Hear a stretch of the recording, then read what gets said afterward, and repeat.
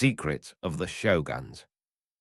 A land of mountains wrapped in mist, where cedar forests whisper the memories of forgotten wars, and the wind carries the faint echo of steel drawn in duty and defiance. Long before the world spoke of samurai honor or the flawless discipline of Bushido, Japan moved under a different kind of power, one that hid behind silk screens, guarded chambers, and men whose names shaped the fate of an empire. In the shadow of ancient Kyoto, emperors once sat upon thrones of sacred legitimacy, yet their rule flickered like a candle in a storm. Real strength belonged not to those crowned by divine descent, but to those who commanded loyalty on the battlefield. These were the shoguns, warlords molded by centuries of bloodshed and bound by a vision of order forged from chaos. Their ascent was not sudden. It rose from clan rivalries that stretched across valleys and rivers, from alliances sealed with trembling hands, and from betrayals whispered in the dark. Before empires rose and fell in distant lands, Japan's destiny was already being carved by men who understood that authority was not given. It was taken, seized from the noise of clashing blades, and held in the calm that followed victory. From the Genpei War to the turbulence of feudal unrest, the road to the first shogunate was paved with the ashes of ambition and the quiet, unspoken fear of what absolute command could become. This is the hidden chronicle of those rulers in shadowed armor, the ones who stood between the emperor and the world, shaping a nation through discipline, mastery, and unwavering resolve. And as their legacy spread across Japan, a truth emerged, that sometimes the strongest thrones are not raised by birthright, but forged in shadowed steel. Chapter 1. Dawn of Clans Amid Chaos. A land before unity, before great banners rose across the horizon, before the word Japan carried the weight of an empire. In those distant centuries, the islands were a storm of shifting loyalties, fractured provinces, and families bound as much by fear as by honor. The wind that swept across rice fields and mountain passes carried not only the scent of pine and earth, but the quiet tension of a nation still learning what it meant to survive. In the shadow of the early Heian period, power was not a single flame held at the center of the court. It flickered across the land like scattered lanterns, each guarded by a clan that traced its bloodline to ancient spirits, legendary warriors, or noble ancestors. These clans, some small as a single village, others vast as entire provinces, became the shield and the sword of their territory. They watched over fields carved by hand, shrines built to honor forgotten gods, and bridges where travelers whispered prayers for safety. The Fujiwara, the Taira, the Minamoto, these names would one day echo like thunder through history. But before they became symbols of empire and rebellion, they were simply families trying to hold their ground in a world that felt constantly at the edge of collapse. Each victory they won, each alliance they forged, strengthened their belief that fate rested not in the hands of distant emperors, but in the steel they carried at their side. Before empires rose, Japan was a mosaic of villages separated by rivers, forests, and mountains that seemed to stretch endlessly into the horizon. Roads were dangerous, trade was unpredictable, and authority was scattered, fragile as autumn leaves drifting on the wind. In this landscape of uncertainty, the clan became more than a political group. It became a lifeline. To belong to a clan meant protection. To be without one was to walk alone through the storm. Yet beneath this tapestry of loyalties, something subtle began to change. For centuries, court nobles in Kyoto imagined they still controlled the realm. But farther from the palace walls, a quiet truth was forming. Real power belonged to those who could defend their people. Warriors, once mere enforcers of aristocratic will, began to shape their own identity. Their skills were no longer tools of the court. They became the measure of leadership. The early samurai were not yet the polished figures of later legend. They were rough around the edges, molded by necessity.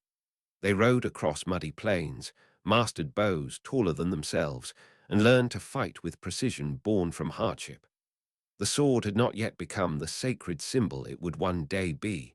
Instead, the bow was the mark of the warrior, the weapon that determined life or death from horseback.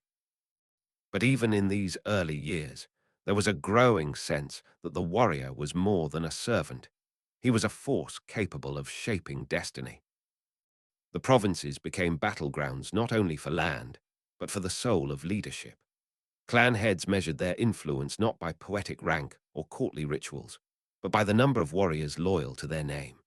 Villagers bowed to those who kept raiders away, farmers paid tribute to those who protected their harvest, and local shrines offered blessings to the warriors who guarded their sacred grounds. The distance between military strength and political authority grew smaller with every passing season. As these clans strengthened, rivalries deepened. Some sought dominance through strategy, others through overwhelming force. Families that once shared distant ancestry now faced one another as enemies, divided by ambition. The provinces echoed with the drumbeat of approaching hooves, the crackle of torches, and the silent dread of conflict that could arrive without warning. Alliances shifted like sand beneath the tide, and trust became a rare and precious thing. Picture the moment before dawn, fog clinging to the fields, warriors preparing quietly beneath banners marked with family crests. These images were repeated across Japan, day after day, year after year. And though each clan fought for its own survival, they unintentionally shaped something larger, a new order rising from centuries of unrest. The great families did not realize that their struggles were building the foundation for a single military ruler, someone who could unite the scattered power of the clans under one authoritative hand. But history often grows from seeds planted unknowingly. Every alliance forged in desperation, every village sworn to the protection of a clan, every warrior trained in the art of survival. These moments carried the faint outline of a change yet to come. As decades passed, the balance between ritual authority and military might tilted further. The emperor's court, distant and ceremonial, remained wrapped in poetry, tradition, and spiritual dignity. But far from those polished halls, clan leaders made decisions that shaped daily life. Who received protection, who paid tribute, who lived in peace, who lived in fear. Their choices quietly rewrote the nature of leadership. It was during this time of shifting power that the idea of a single warrior ruler first appeared.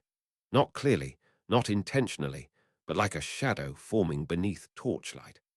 As clan battles intensified, there emerged a silent understanding that Japan needed more than noble descent. It needed a unifying strength, someone who could stand above the storms without being destroyed by them. This realization did not arrive with grand declarations. It drifted through the provinces like a rumor, whispered by those weary of endless conflict. Even the clans themselves, driven by pride and rivalry, began to sense that their power would mean little if the land remained fractured. A leader of warriors, a commander of military authority, could bring stability in a way the distant court no longer could. In the shadow of these early struggles, the seeds of the first shogun took root.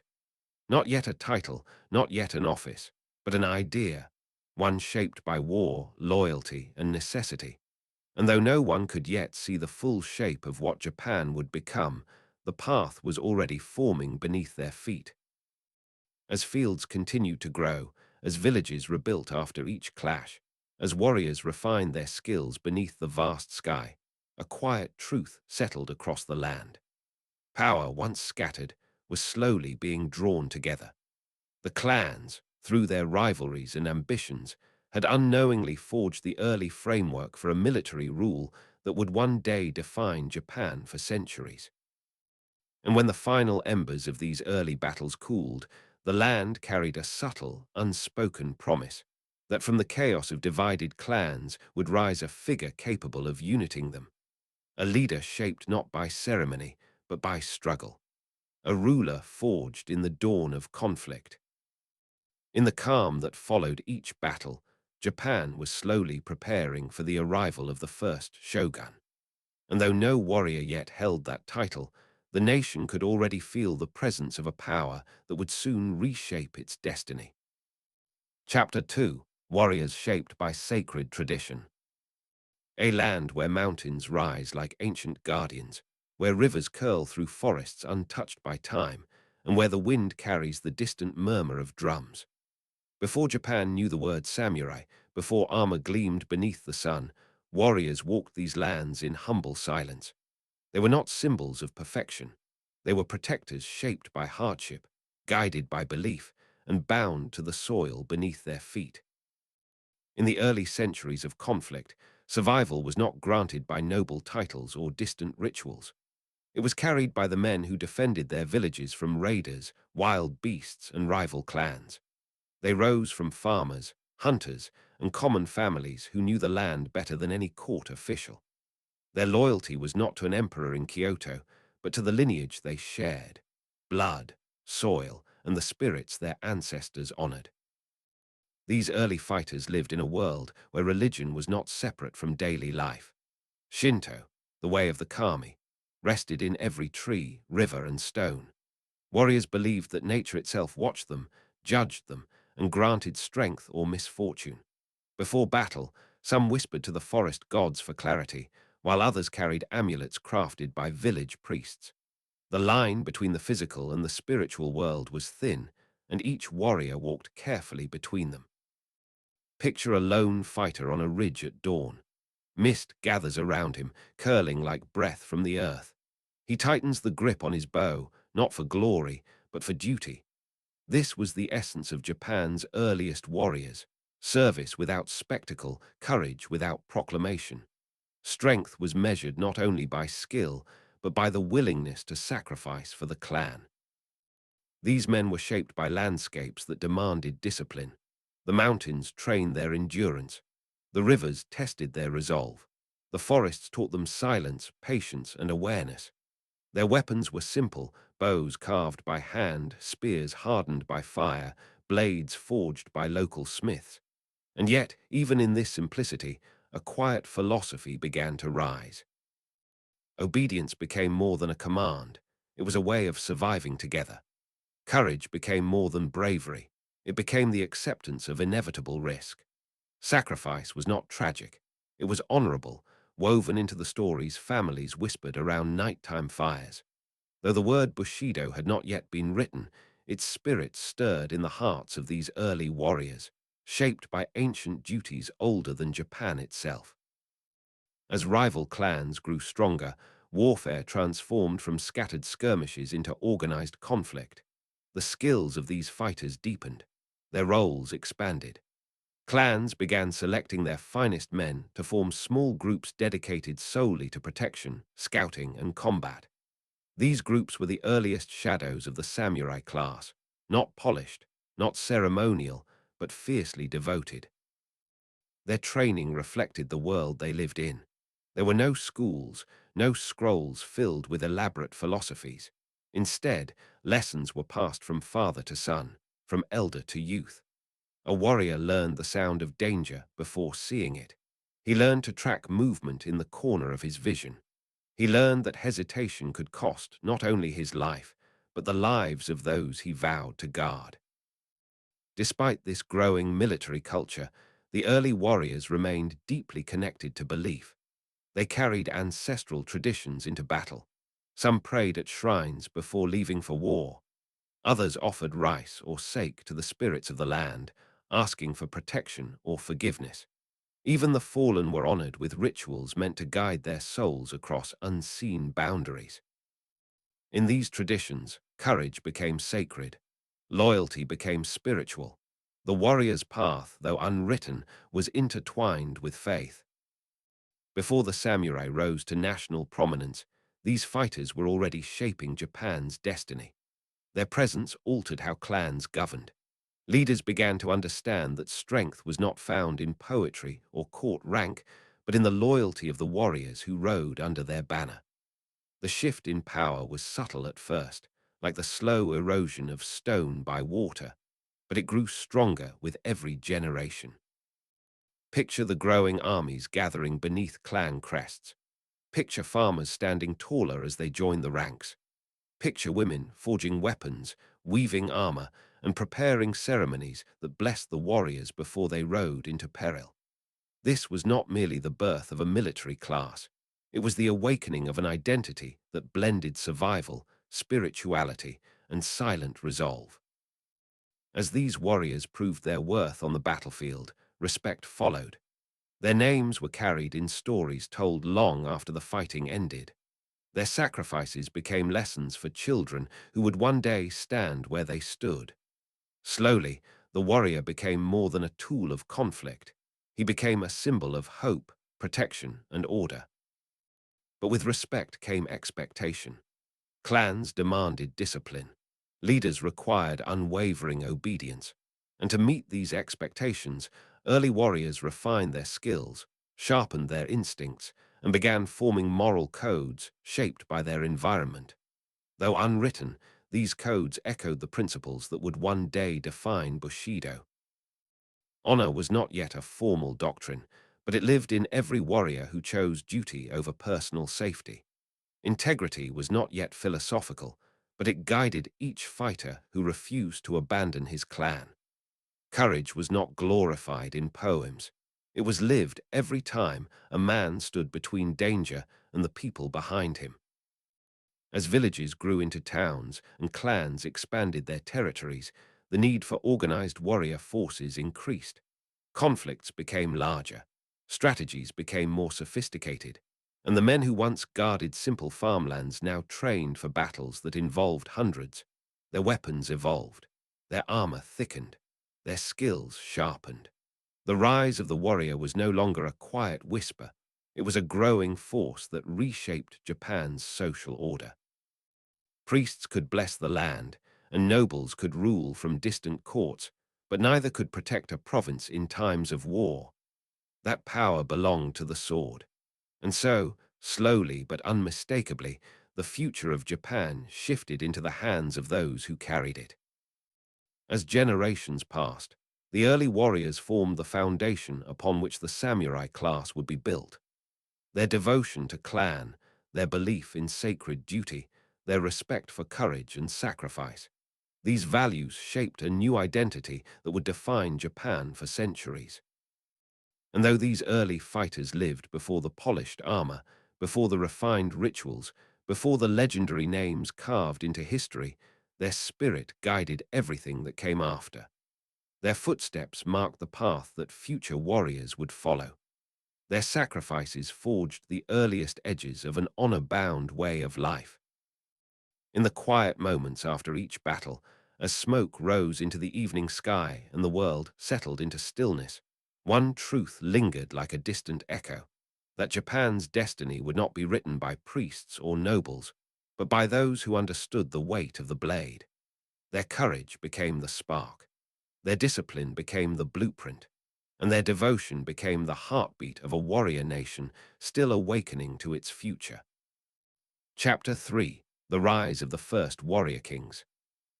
A map stitched from islands, rivers, and mountain passes, where the smoke of countless fires rose like a thin breath into a restless sky. War no longer arrived as an occasional terror. It became the rhythm of life. In villages, on ridgelines, and before the carved gates of provincial shrines, men measured their days by the approach of drums and hooves. The world that had once been ruled by ceremony and courtly verse was shifting beneath the weight of armored men. As clans hardened into military houses, a new kind of leader emerged, warlords who commanded not merely respect, but obedience. Their authority was built on ranks of sworn fighters, disciplined into formations, drilled in tactics, and bound to a name by oath and blood. These were not the figureheads of myth, but the first warrior kings, men who translated battlefield success into lasting rule, who carved provinces into domains, and made loyalty a currency as real as land. In Kyoto, the imperial court still sat wrapped in silk and ritual, invoking ancient legitimacy and the blessings of heaven. But its pronouncements grew thinner in the provinces, where a warlord's edict carried the immediacy of law enforced by spear and bow. The court's power was ceremonial. The warlord's power was tangible. Governors, once appointed by rank and lineage, now bowed to men who could hold a province by the loyalty of their retainers and the sharpness of their command. These early warlords were products of necessity and ambition. Their rule was forged in the crucible of survival. When raiders appeared at dawn with fire and blade, it was the warlord who summoned men and repelled them. When famine or flood threatened harvests, it was he who organized relief, guarded granaries, and decided who would eat. Authority became inseparable from protection. The people who lived under a warlord's banner rewarded him not with poetry, but with obedience and tribute. Victory on the field translated swiftly into institutions off it. Armies required supply lines, winter quarters, and systems of command. Castles rose not merely as military forts, but as centers of administration. Strategists and clerks, once obscure, now wrote the orders that held provinces together. War birthed governance, rough, pragmatic, and effective. The old aristocratic rituals, with their courtly poems and ceremonial dances, began to feel ill-suited to a landscape ruled by soldiers. As these warlords consolidated power, their methods were stern. Discipline was absolute. Desertion invited swift retribution. Betrayal was punished not by whispered scorn, but by public demonstration. Fear became a tool of governance alongside loyalty. It was a harsh balance. The populace needed order, and the ruler needed obedience. In many places, the line between protection and oppression blurred. Yet, in a world conditioned by violence, such firmness often meant survival. Step by step, political authority became something to seize through strength rather than inherit through blood. The image of a ruler who wore a crown by divine right began to lose its grip on reality. Instead, legitimacy took on a new form, earned through victories, maintained through networks of loyalty, and reinforced by the ability to secure life and land. The rise of the warrior kings was not merely a change of personnel. It redefined what it meant to rule. These warlords did not act in isolation. Alliances formed, marriages were arranged to secure borders, and codes of conduct began to regulate the interaction between lords and their retainers. Some warlords sought to cloak their rule with traditional trappings, maintaining ties to the court, funding temples, employing scholars, to gain a veneer of acceptability. Others embraced force openly, preferring to be judged by outcomes rather than etiquette. Both approaches served the same end: the centralization of power outside the palace walls. Within these shifting structures, social orders transformed. Farmers who had once owed only seasonal tribute found themselves conscripted as laborers for fortresses or drawn into militias. Artisans and merchants, whose livelihoods depended on stable trade routes, aligned themselves with lords who could guarantee safety. The economy adapted to war. Taxation took on new forms, and the machinery of supply became a pillar of power. Authority shaped daily life in ways previously unknown. The rise of the warrior kings also altered the moral vocabulary of the age. Where once rulership was measured by ritual correctness and courtly virtue, it now required a mix of shrewdness, brutality, and strategic foresight. The qualities prized in a leader shifted: the ability to read the field, to anticipate betrayal, and to maintain networks of vassals who would fight and die for a name. In this new calculus of legitimacy, success on the battlefield had a moral weight of its own. Not all warlords sought limitless dominion. Some ruled pragmatically, balancing local customs with necessary reforms. Others pursued grander ambitions, carving paths toward provincial hegemony. Battles like the Genpei War would later crystallize these tendencies into decisive moments where entire political orders were overturned. But even before those famous clashes, the pattern was clear. The military had become a route to political ascendancy. Consequences were profound. Emperors remained symbols of continuity and sacred order, but their practical influence waned. Rulers in Kyoto continued to perform rites and maintain poetic courts, preserving a spiritual center for the nation.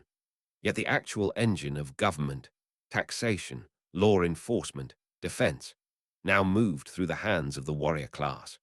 The dual structure of symbolic emperors and practical rulers born of arms became a defining feature of Japan's political landscape. From this tension sprang a paradox: permanence through violence. The warrior kings promised stability precisely because they wielded force with precision.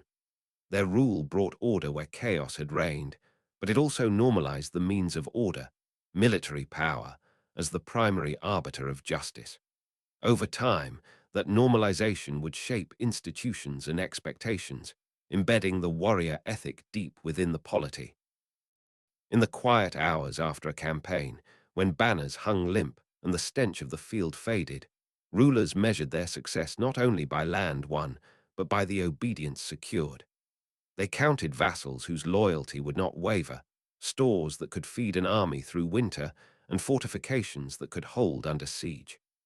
These were the metrics of a new form of sovereignty: practical, immediate, and resolute. As provinces fell under the control of warlords, Japan moved inexorably toward an age where emperors reigned as the sacred center, but real power flowed through the hands of those who could command men in armor. The transformation did not occur overnight. It was the slow accumulation of battles, alliances, and administrative reforms. Yet each victory, each garrison, each oath sworn at a clan banner pushed the nation further toward a reality where strength determined authority. When the first warrior kings finally sat in places of power long reserved for lineage, they did more than seize territories. They recalibrated the meaning of rule. Their triumphs taught a simple, enduring lesson: that a nation's fate can be shaped as much by force as by tradition.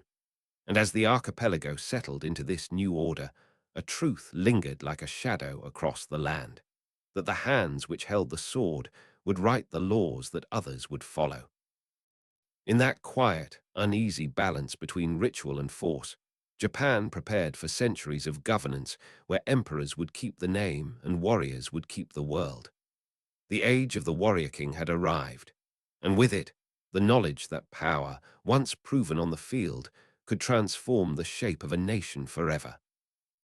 Chapter 4: Minamoto Ascension and the First Shogun. The smoke of war drifting across the sea, banners torn by relentless winds, and the ruins of once mighty clans scattered like fallen leaves across the archipelago.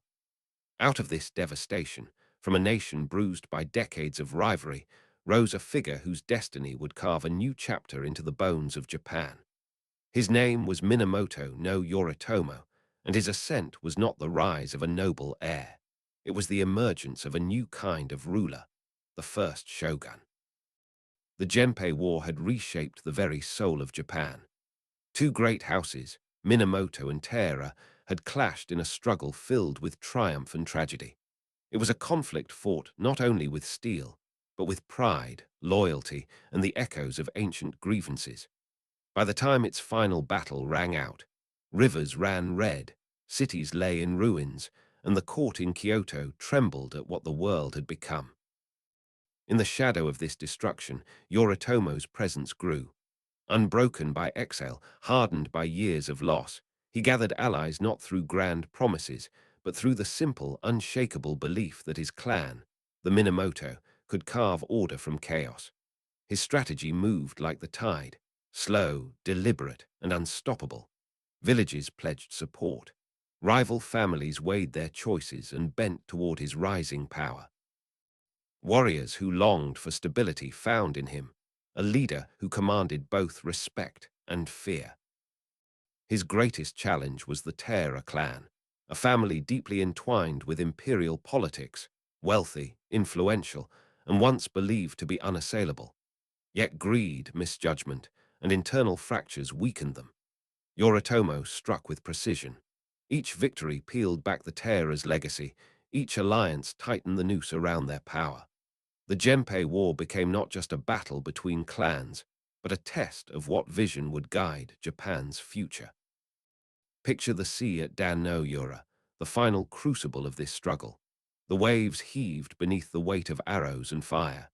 Ships clashed, warriors plunged into the depths, and the fate of an empire shifted with the tides. When the battle ended, the Taira were erased as a political force. The child emperor they carried, born from Taira lineage, sank beneath the waves with a courtly crown too heavy for such a fragile time. From that moment, the path stood open for Minamoto, no Yoritomo. Yet victory alone did not make a shogun. Many rulers throughout history have triumphed only to collapse under the weight of governance. But Yoritomo understood what others did not. To rule Japan, one must command both land and loyalty. And so he did something unprecedented. He built not a palace of ceremony, but a fortress of administration. Not in Kyoto, where the echoes of old power lingered, but in Kamakura, a coastal stronghold far from the imperial gaze. In Kamakura, the rhythm of rule changed. Decisions were made not in halls of poetry, but in rooms filled with maps, scrolls, and the voices of seasoned warriors. Yoritomo established the Bakufu, a military government where authority flowed from discipline, clear hierarchies, and the unwavering loyalty of his vassals. For the first time in Japan's history, the emperor reigned, but a warrior ruled. He reshaped land ownership with measured precision. Estates were redistributed. Loyal retainers became administrators, stewards, and military governors. This shift struck at the heart of Japan's structure. Wealth no longer rested solely with aristocrats, but in the hands of men who lived by the sword and owed their rise to Yoritomo's favor. Justice, too, transformed. Disputes once settled through noble influence were now overseen by warrior courts. Punishments were swift, records meticulous, and order maintained through a system that valued merit over lineage. Picture the couriers traveling across rugged mountains with orders sealed in wax. Picture the new governors standing at the gates of villages they were sworn to protect.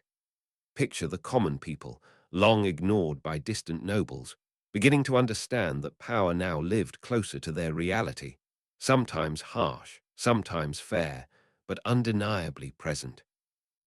Yoritomo's rule brought both stability and tension. The old court resented the shift. Some aristocrats saw him as a usurper, a warrior daring to bind the emperor's hands with political cords. But Yoritomo moved with calm certainty. He did not discard the emperor. He preserved him, kept him elevated, sacred, while quietly absorbing every thread of real authority. This delicate strategy, respect on the surface, dominance beneath, became the blueprint for centuries of warrior rule. Yet even the strongest rulers walk under the shadow of mortality. Toward the end of his life, Yoritomo ruled with an intensity that left little room for forgiveness. Rival generals and even some Minamoto kin felt the weight of his suspicion. But history remembers not his doubts. It remembers the structure he built, the legacy that outlived him, and the truth he established, that Japan could be governed through discipline, not ceremony, through strategy, not birthright. When Yoritomo died in 1199, the winds of Kamakura carried a quiet awareness that the world he forged would not easily fade. His successors, imperfect, ambitious, or merely symbolic, still stood on foundations he had crafted with deliberate strength. The emperor remained, the court performed its sacred rituals, but no one questioned where the real power resided. The title he bore, Sei Shogun, had existed before, but in Yoritomo's hands it transformed. It became not a temporary military appointment, but the seat of ultimate authority, one that would shape Japan's governance for nearly 700 years. Under the blue horizon of Kamakura's coast, a new identity settled over the nation. Japan would be guided by warriors, men whose legitimacy came not from divine lineage, but from the iron certainty of their victories. In the centuries that followed, the shogunate system would rise, fall, and rise again under different houses. But the origin of that power, the moment Japan accepted that the sword could rule as well as protect, began with Minamoto no Yoritomo. His story left an echo that still lingers in the spirit of Japan, a reminder that sometimes the most profound changes come not with ceremony, but with resolve, not from palaces, but from fortresses, and not from those born to rule, but from those who learned to command the world through courage, discipline, and the relentless pursuit of order.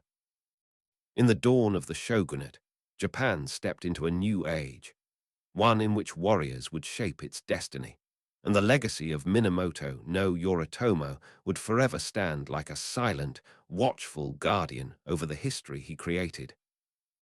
Chapter 5: Shadows Behind the Bamboo Curtain. A thin mist drifts through the narrow lanes of Kamakura. Lanterns flicker behind paper screens. The sea wind carries the scent of salt and damp wood. The capital of the shogunate stands firm, disciplined, and orderly. But beneath this calm surface, unseen currents twist through the corridors of power. For where swords cannot reach, whispers often travel much farther. This was the hidden world that emerged after Minamoto no Yoritomo forged the first military government.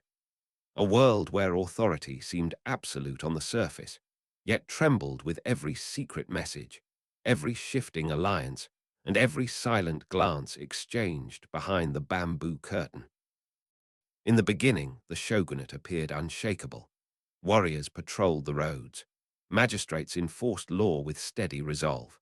Land rights, which had long been scattered across noble families and religious estates, were redrawn with a military precision unknown in earlier ages.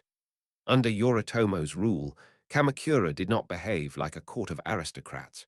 It moved like a fortress, efficient, focused, and built on loyalty. But power gained through steel often invites shadows. And in those shadows, new threats began to gather. The retired emperors, who once commanded the empire through elegant ceremonies and ancient rites, now watched the rise of the warrior class with growing unease. Many withdrew into secluded monasteries, but withdrawal did not mean surrender. Within those quiet wooden halls, monks carried not only sutras but messages. Letters written in delicate brushstrokes traveled to distant provinces, calling upon old allies and lingering loyalties. These retired sovereigns had ruled through subtlety for generations. They understood better than anyone that a single whisper could weaken even the strongest armor. At the same time, noble families from Kyoto studied Kamakura's rise with equal suspicion. They recognized that the shogunate's authority rested upon a fragile balance: control of land, control of warriors, and control of information. Break any one of these pillars, and the entire structure could splinter. Thus began a silent contest, not of armies, but of influence. Political marriages became tools sharper than any blade. Daughters of powerful clans were sent to Kamakura, not as brides alone, but as observers. In the dim glow of evening banquets, every gesture, every hesitation, every unfinished sentence became part of a larger game. A smile could hide resentment. A gift could conceal a warning. Courtesies were exchanged with the precision of sword strokes. Behind every alliance lay the possibility of betrayal. Behind every treaty lay a question of trust. And behind every loyal pledge lay the unspoken weight of ambition. Warriors, too, learned that the world of shadows demanded its own form of discipline. Messengers traveled at night, slipping through forests and mountain passes to deliver reports. Clans kept records of who visited whom, at what hour, and for what reason. The shogunate developed networks of informants, merchants, monks, even wandering storytellers, who listened as much as they spoke. The streets of Kamakura echoed with the steps of warriors, but also with the soft rustle of secrets passing from ear to ear. In this era, loyalty became the most precious currency. A single betrayal could undo years of stability. The shogun's household, aware of the delicate balance, took measures to secure their dominance. Trusted retainers guarded not only the gates, but the conversations within. Letters were sealed twice. Visitors were observed discreetly. Even the arrangement of rooms was designed to limit the flow of information. Yet no matter how carefully the shogunate tightened its grasp, shadows found their way in. Tension deepened as rival clans sensed opportunity. The fall of the Taira had created a vacuum, one that ambitious families hoped to fill. Some sought to rise through loyal service, offering their strength to Kamakura in exchange for favor. Others worked silently against the government, gathering warriors in distant provinces where the shogun's reach was weaker. Ambition, once awakened, refused to sleep. In the coastal provinces, murmurs of dissent crept into fishing villages and mountain shrines. Travelers spoke of lords who trained their men in secrecy, preparing not for bandits or invaders, but for conflicts that lay ahead, conflicts born of politics, not war. Kamakura sensed these movements. It responded with a mixture of force and diplomacy. Some challengers were crushed swiftly. Others were granted land in exchange for loyalty. Every decision had consequences. Alliances strengthened, rivalries deepened, and the thin thread of stability was tested again and again. What emerged was not open rebellion, but an atmosphere heavy with expectation. Like a storm gathering behind distant hills, unseen yet unmistakably present. Within Kamakura's inner circle, those closest to the shogun lived under constant pressure. Their honor demanded unwavering loyalty, yet their survival required careful judgment. A misplaced word could be interpreted as treason. A hesitant movement could be seen as doubt. Warriors who once thrived on open battlefields now found themselves navigating invisible lines drawn by politics and suspicion.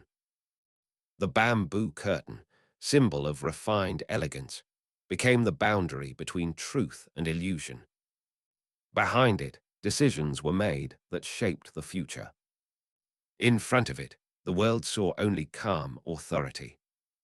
But both sides held weight. Both sides determined the fate of Japan. Over time, the shogunate learned a profound truth. A military government cannot rule by the sword alone. It must command respect through order, justice, and foresight. And it must understand the hidden forces that move beneath the surface of society. For every warrior on horseback, there were 10 diplomats, advisors, spies, and silent watchers whose actions determined the stability of the realm. The greatest danger was not the clash of armies, but the erosion of unity. Thus, the shogunate created systems to maintain balance.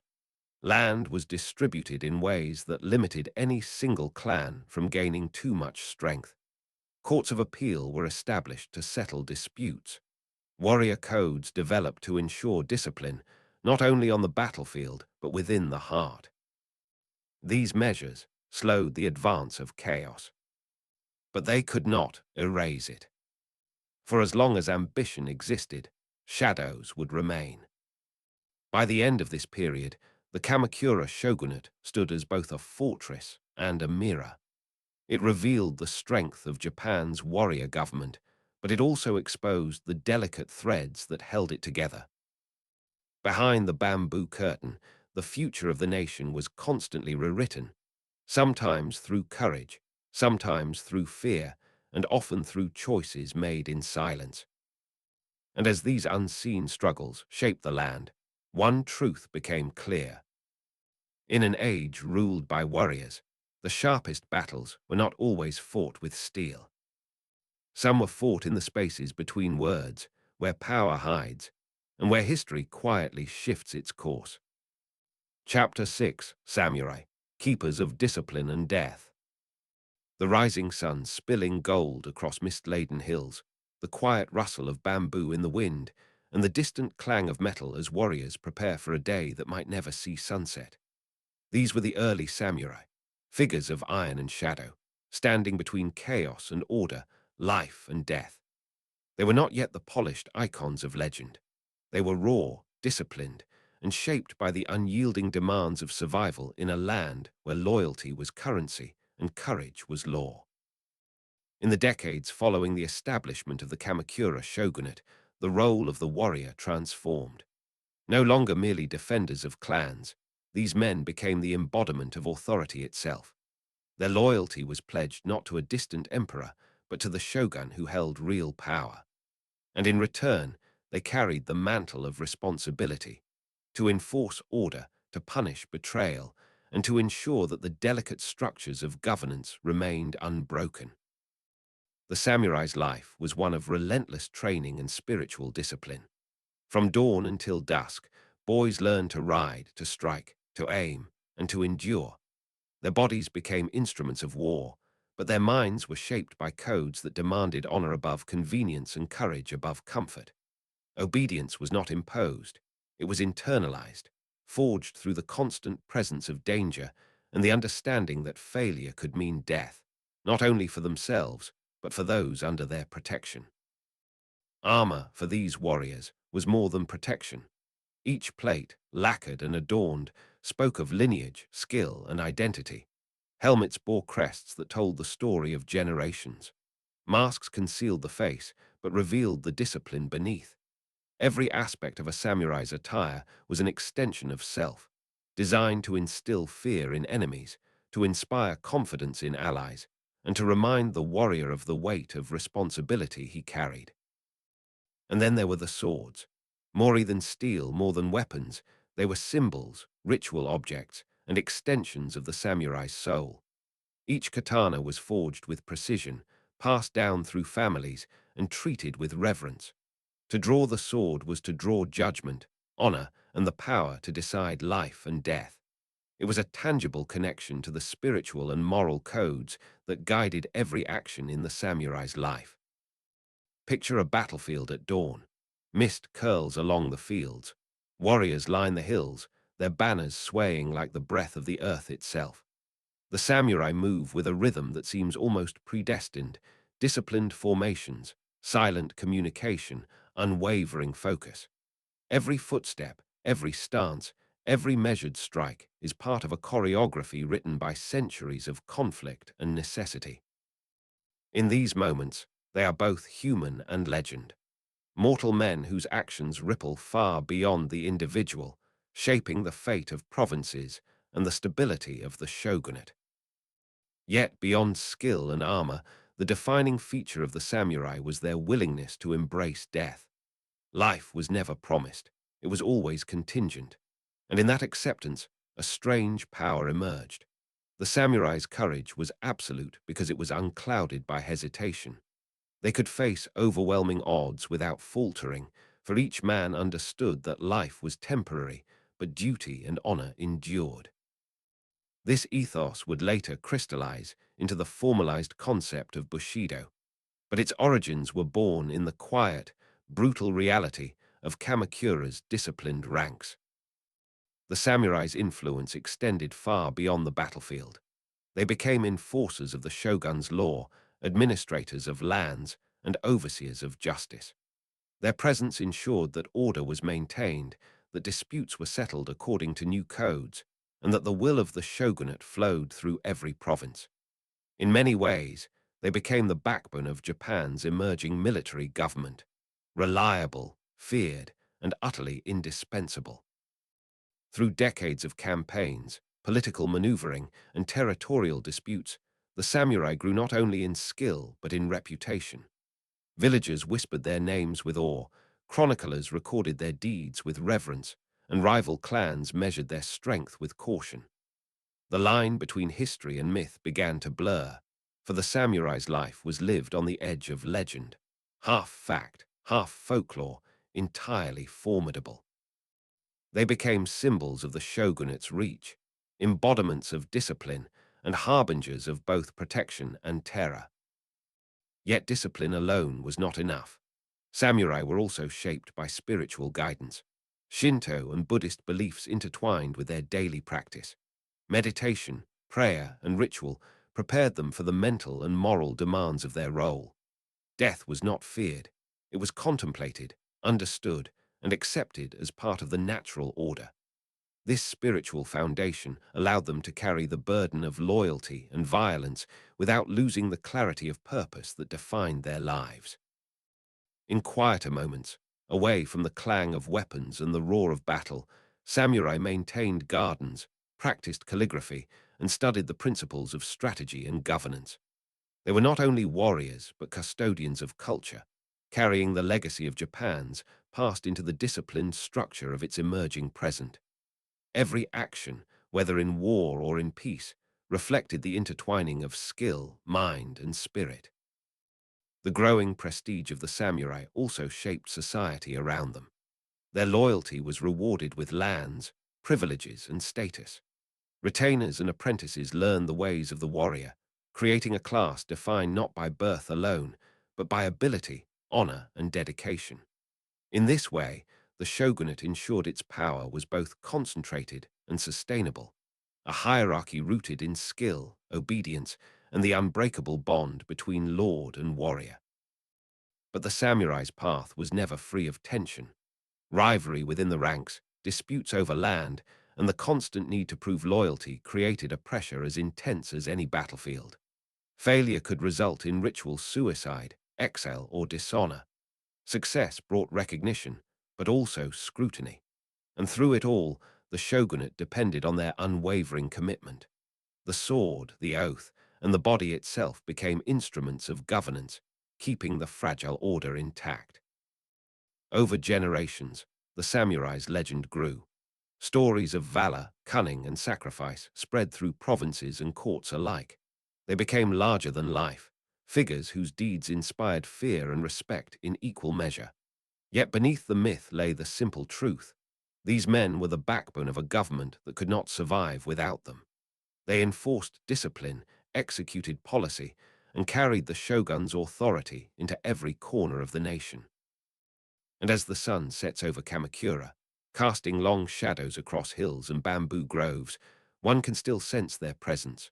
The quiet discipline, the readiness, the constant awareness that order and death walk hand in hand. The samurai were more than warriors. They were symbols of Japan's new reality.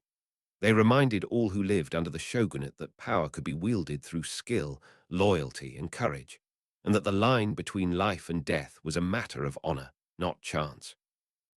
The story of the samurai is a story of paradox, tender yet lethal, spiritual yet disciplined, historical yet mythic. They were shaped by war, defined by loyalty, and immortalized by legend. Their swords cut through chaos, their armor carried the weight of identity, and their lives forged the foundation upon which centuries of warrior governance would stand.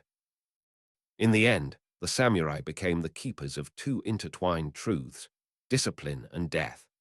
And in their presence, Japan discovered that the nation could only endure if its guardians were willing to live and die by a code greater than themselves.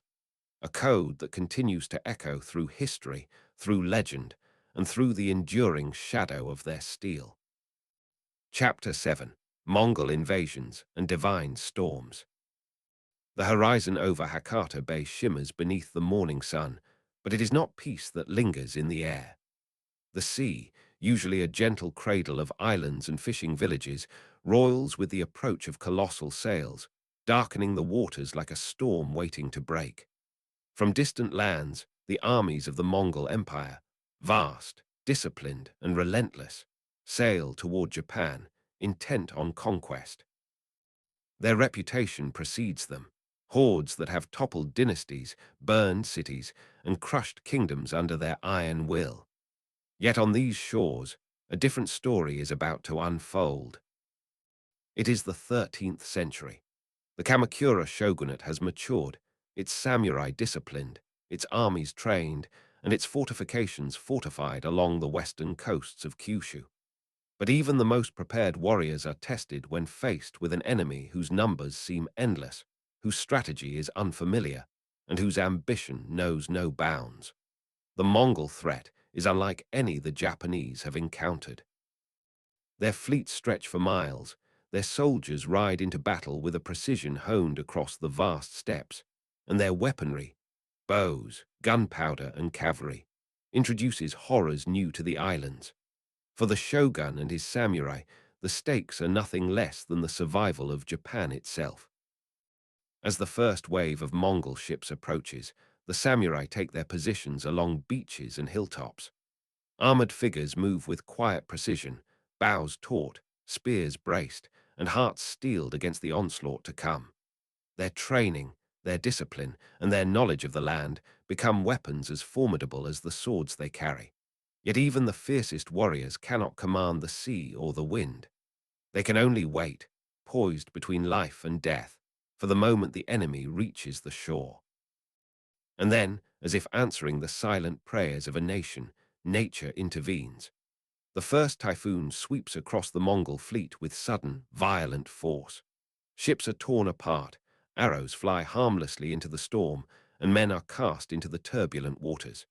Sailors and soldiers alike are swallowed by the waves, leaving only the memory of a terrible, invisible hand striking at the invaders. The Japanese called it kamikaze, the divine wind. To those who witnessed it, the storm is more than chance. It is a sign, a miracle, a force of the gods favoring the defenders of the islands. Yet victory, even divine, comes at a cost. The shogunate, though spared the overwhelming conquest, finds its resources strained. Samurai and peasants alike have been mobilized for defense, and the cost of building and maintaining coastal fortifications weighs heavily on provincial coffers. Taxes rise, villages are pressed to supply arms and provisions, and the labor of reconstruction begins almost immediately. The storms preserved independence, but they also exposed the fragility of the military government. The shogun's grip, once steady, shows the first cracks. The Mongols, undeterred, return the following year with an even larger force, determined to subdue Japan. Once more, the samurai stand ready, their armor glinting beneath a sunless sky, their banners snapping in the wind, their resolve unbroken. They understand that this battle is not merely physical. It is spiritual, existential, and emblematic of the honor of their nation.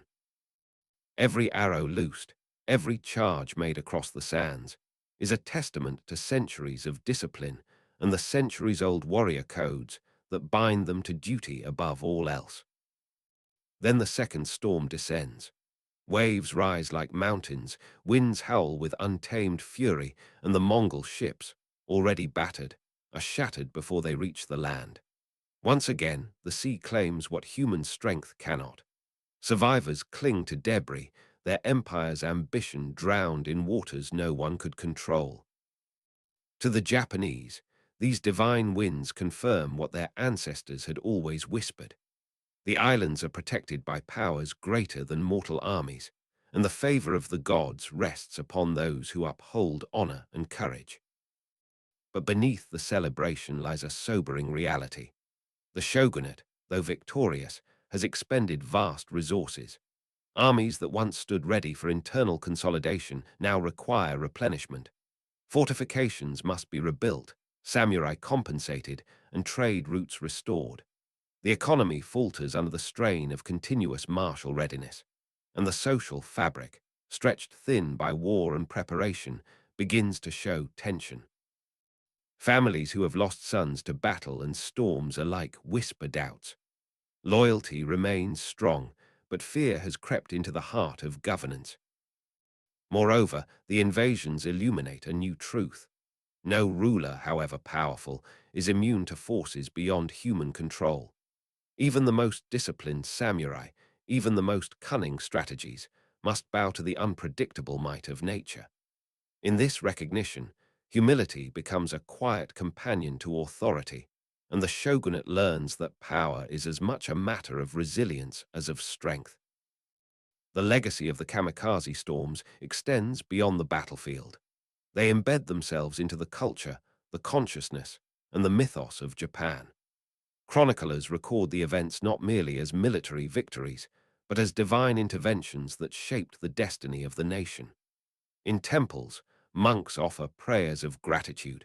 In villages, tales of wind and fire are passed from generation to generation. The storms are immortalized, not just as acts of nature, but as symbols of the fragile, sacred balance between human ambition and divine will. Yet even as these stories inspire awe, they carry lessons of caution.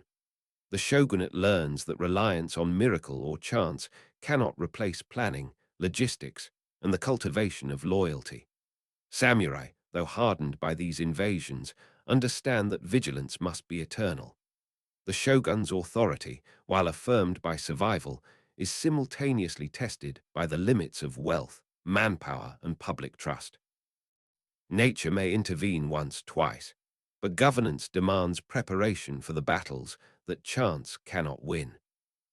The Mongol invasions also reshaped the samurai ethos.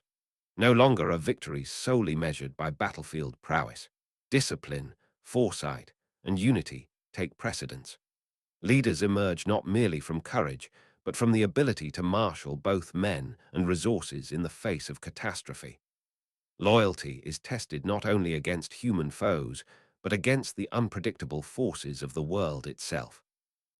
The spiritual and martial intertwine more tightly than ever, cementing the samurai's role as both defender and symbol of Japan's enduring resilience. As the storms recede and the waves calm, the coastlines bear scars of both attack and salvation. Shipwrecks lie half buried in sand, fortifications stand battered but unbroken, villages begin the slow process of rebuilding. And yet, despite loss and strain, a profound sense of identity takes root. Japan has survived where many empires might have fallen. Its people, its warriors, and its rulers carry forward the knowledge that survival is rarely without cost, and that divine favor, while powerful, cannot replace vigilance, strategy, and unity.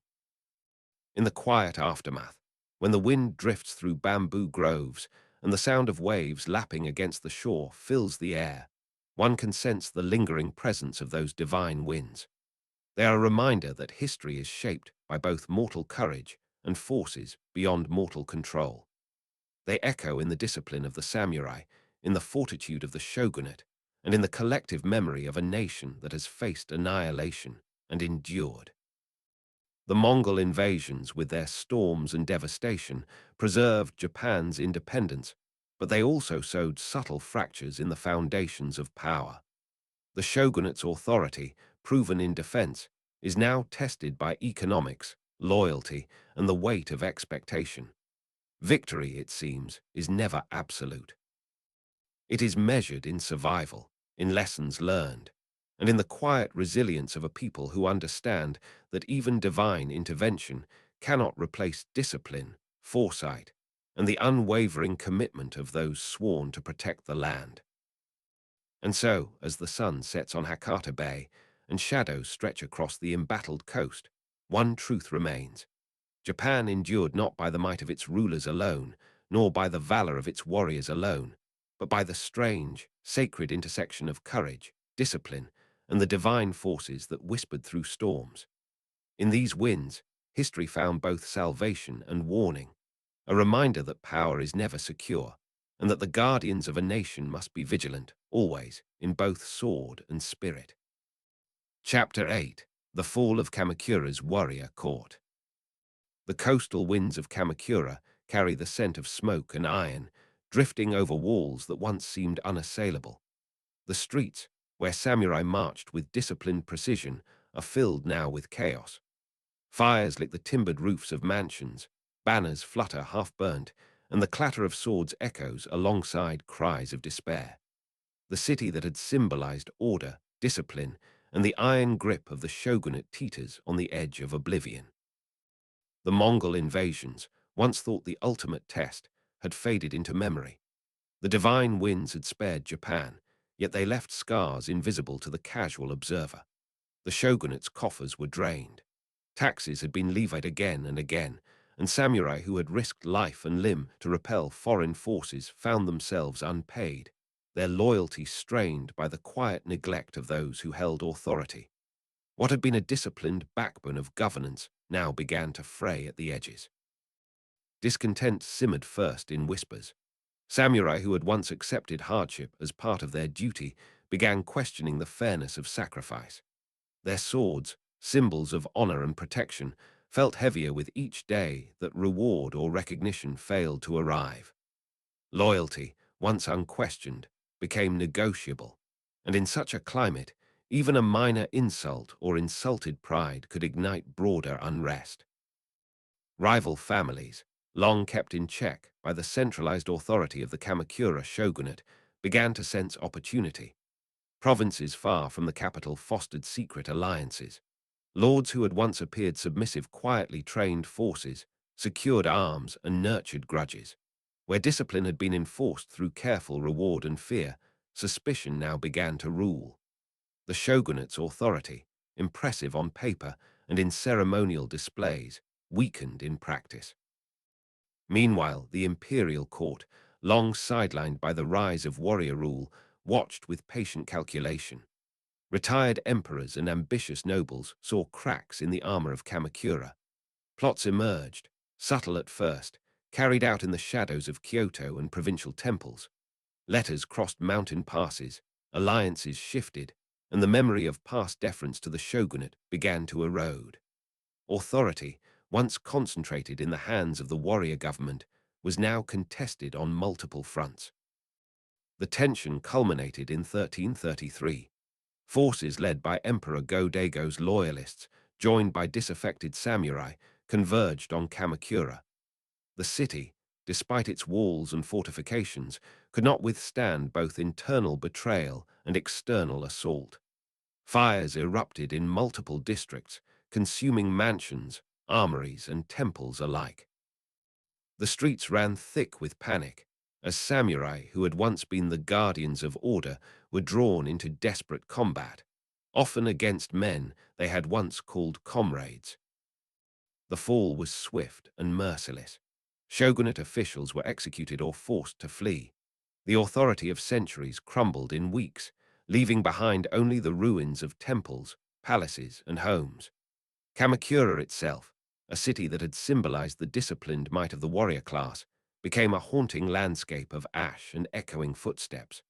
For the common people, the collapse was both terrifying and inevitable, as the systems that had ensured order evaporated almost overnight. The demise of the Kamakura shogunate revealed a chilling truth. The strength of rule depends not only on armies, fortresses, or strategic genius, but on the careful maintenance of loyalty and the judicious care of honor. When samurai, the backbone of authority, are disillusioned and unpaid, when rival factions detect weakness, and when rulers lose the ability to command confidence, even the most rigid of governments can crumble. Power, it seems, is both resilient and fragile, tempered by respect, but undone by neglect. Historians reflect on Kamakura's fall as a lesson in governance. The dynasty that had shaped Japan for over a century left behind profound innovations, military administration, land redistribution, and a warrior culture that endured for centuries. Yet these achievements were built on a delicate equilibrium, dependent upon discipline, loyalty, and belief in the authority of the shogun. When economic strain, social unrest, and political ambition collided, the balance collapsed, leaving nothing but memory and ruin. The streets of Kamakura, years after the fall, became a silent testament to the impermanence of even the most formidable power. Temples were rebuilt, castles reconstructed, and samurai continued to enforce law and order, yet the shadow of that collapse lingered.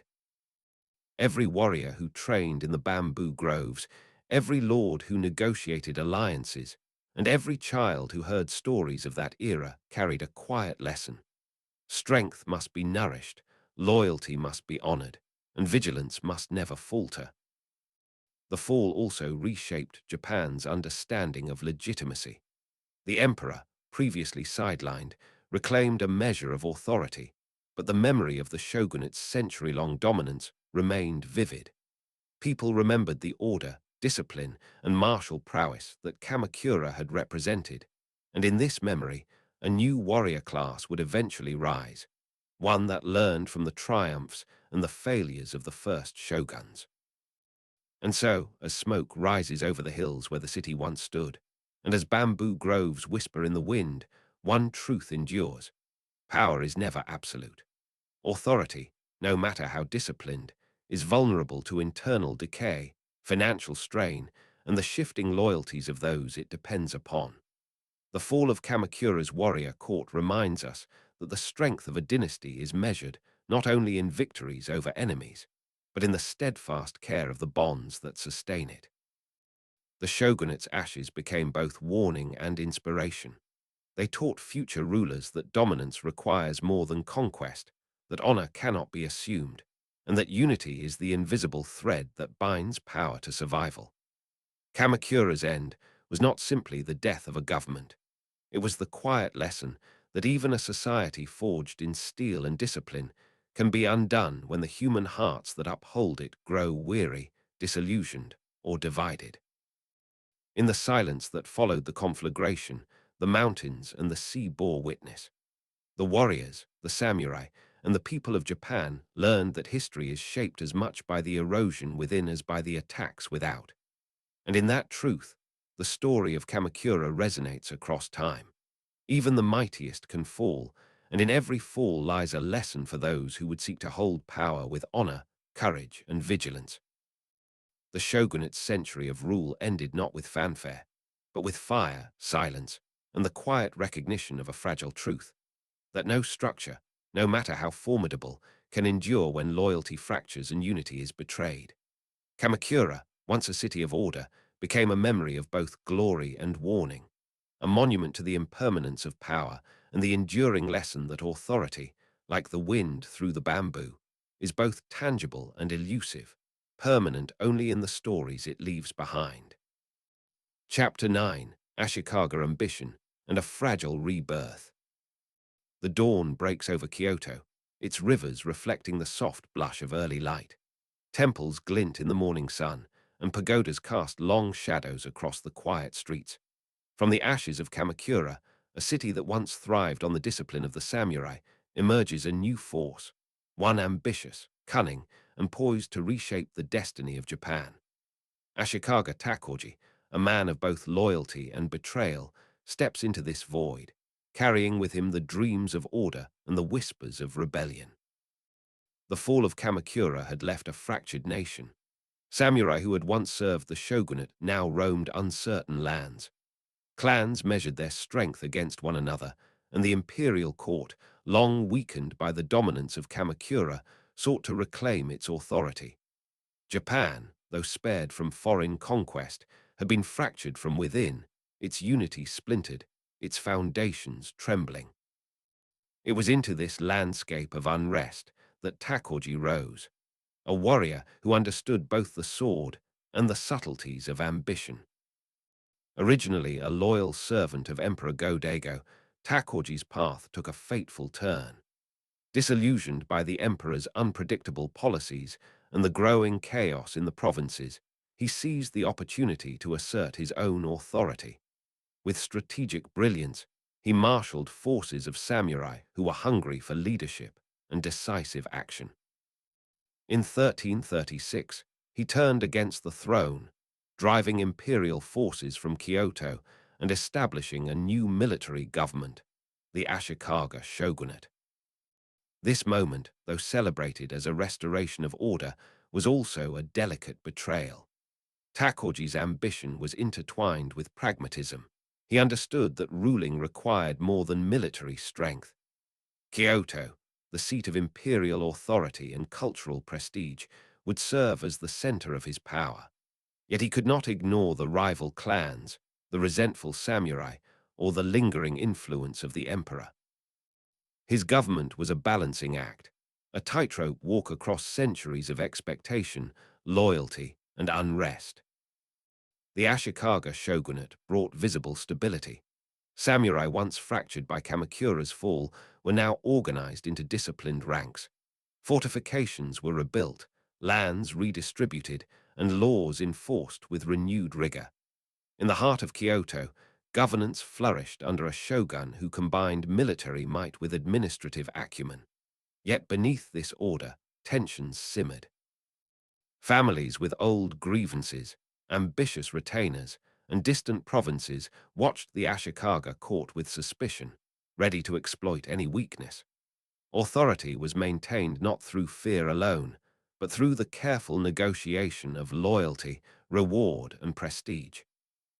Cultural life under Ashikaga rule blossomed as never before.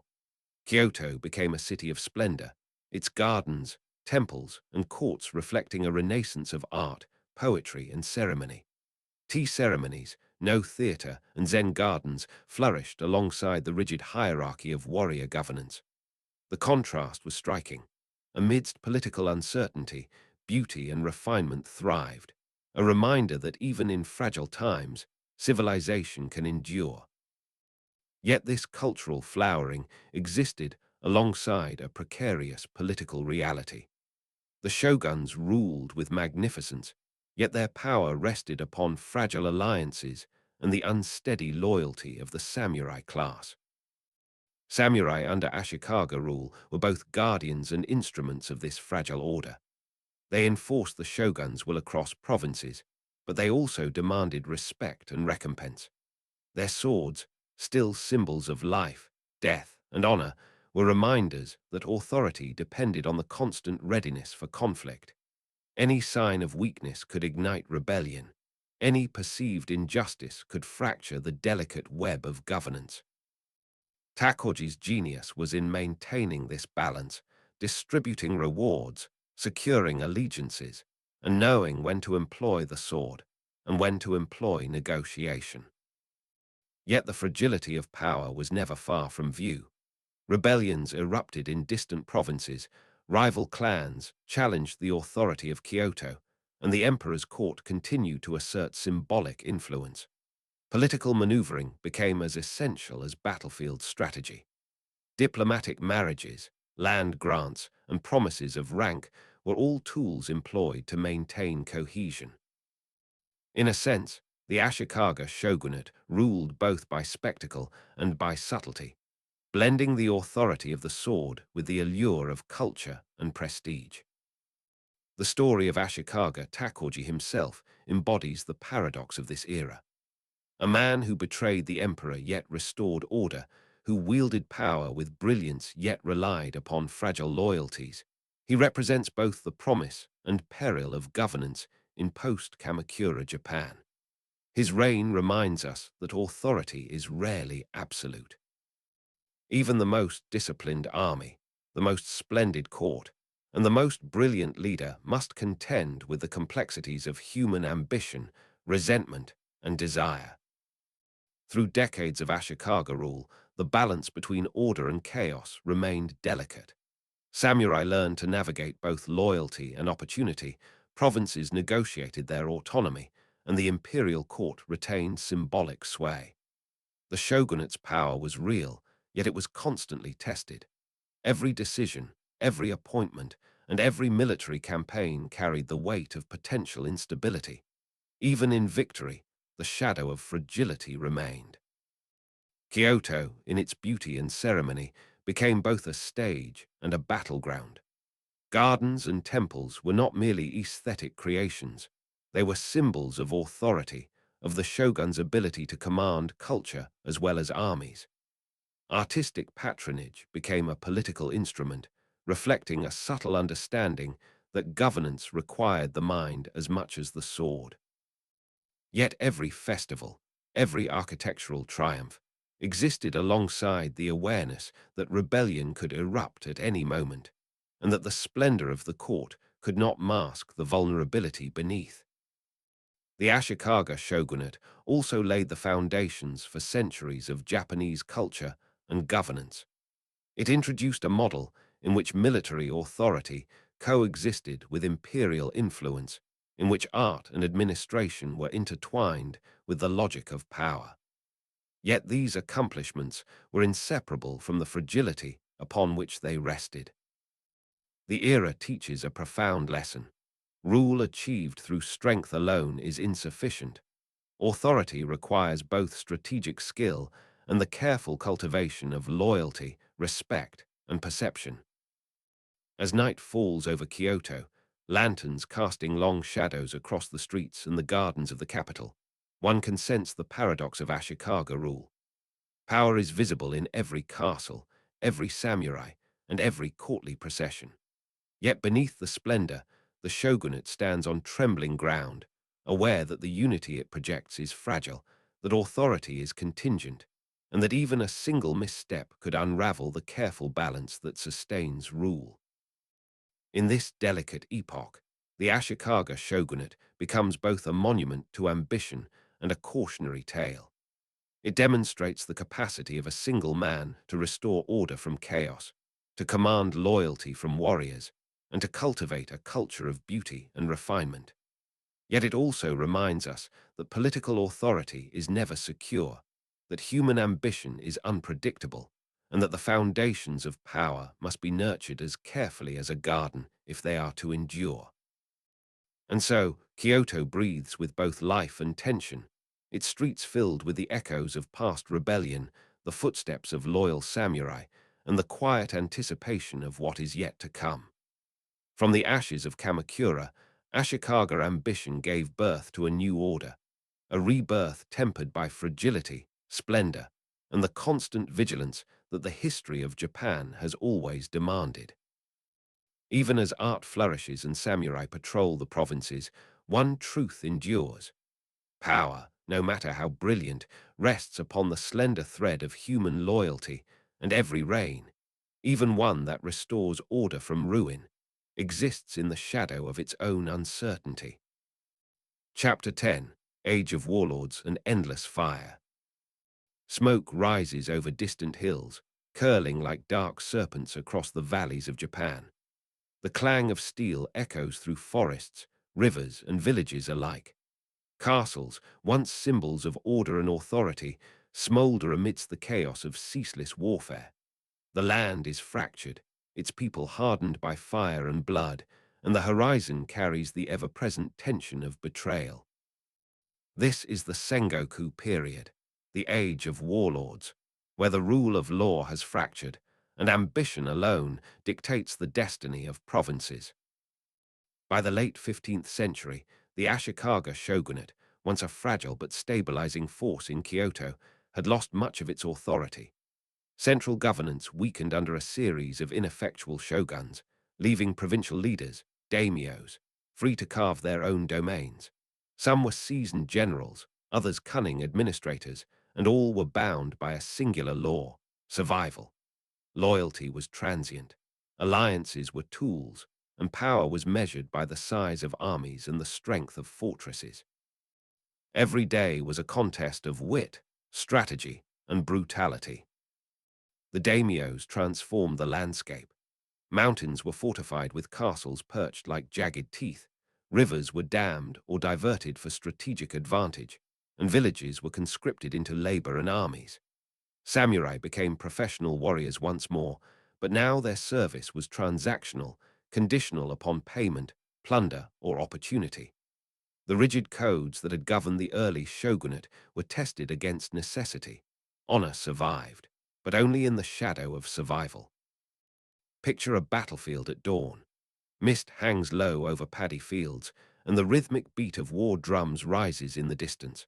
Samurai armor glints in the pale light, banners snapping in the cold wind. Cavalry charges, archers take positions, and the first volleys of arrows scream through the sky. Siege engines crush wooden walls, while fire spreads like a living thing through villages and fortresses alike.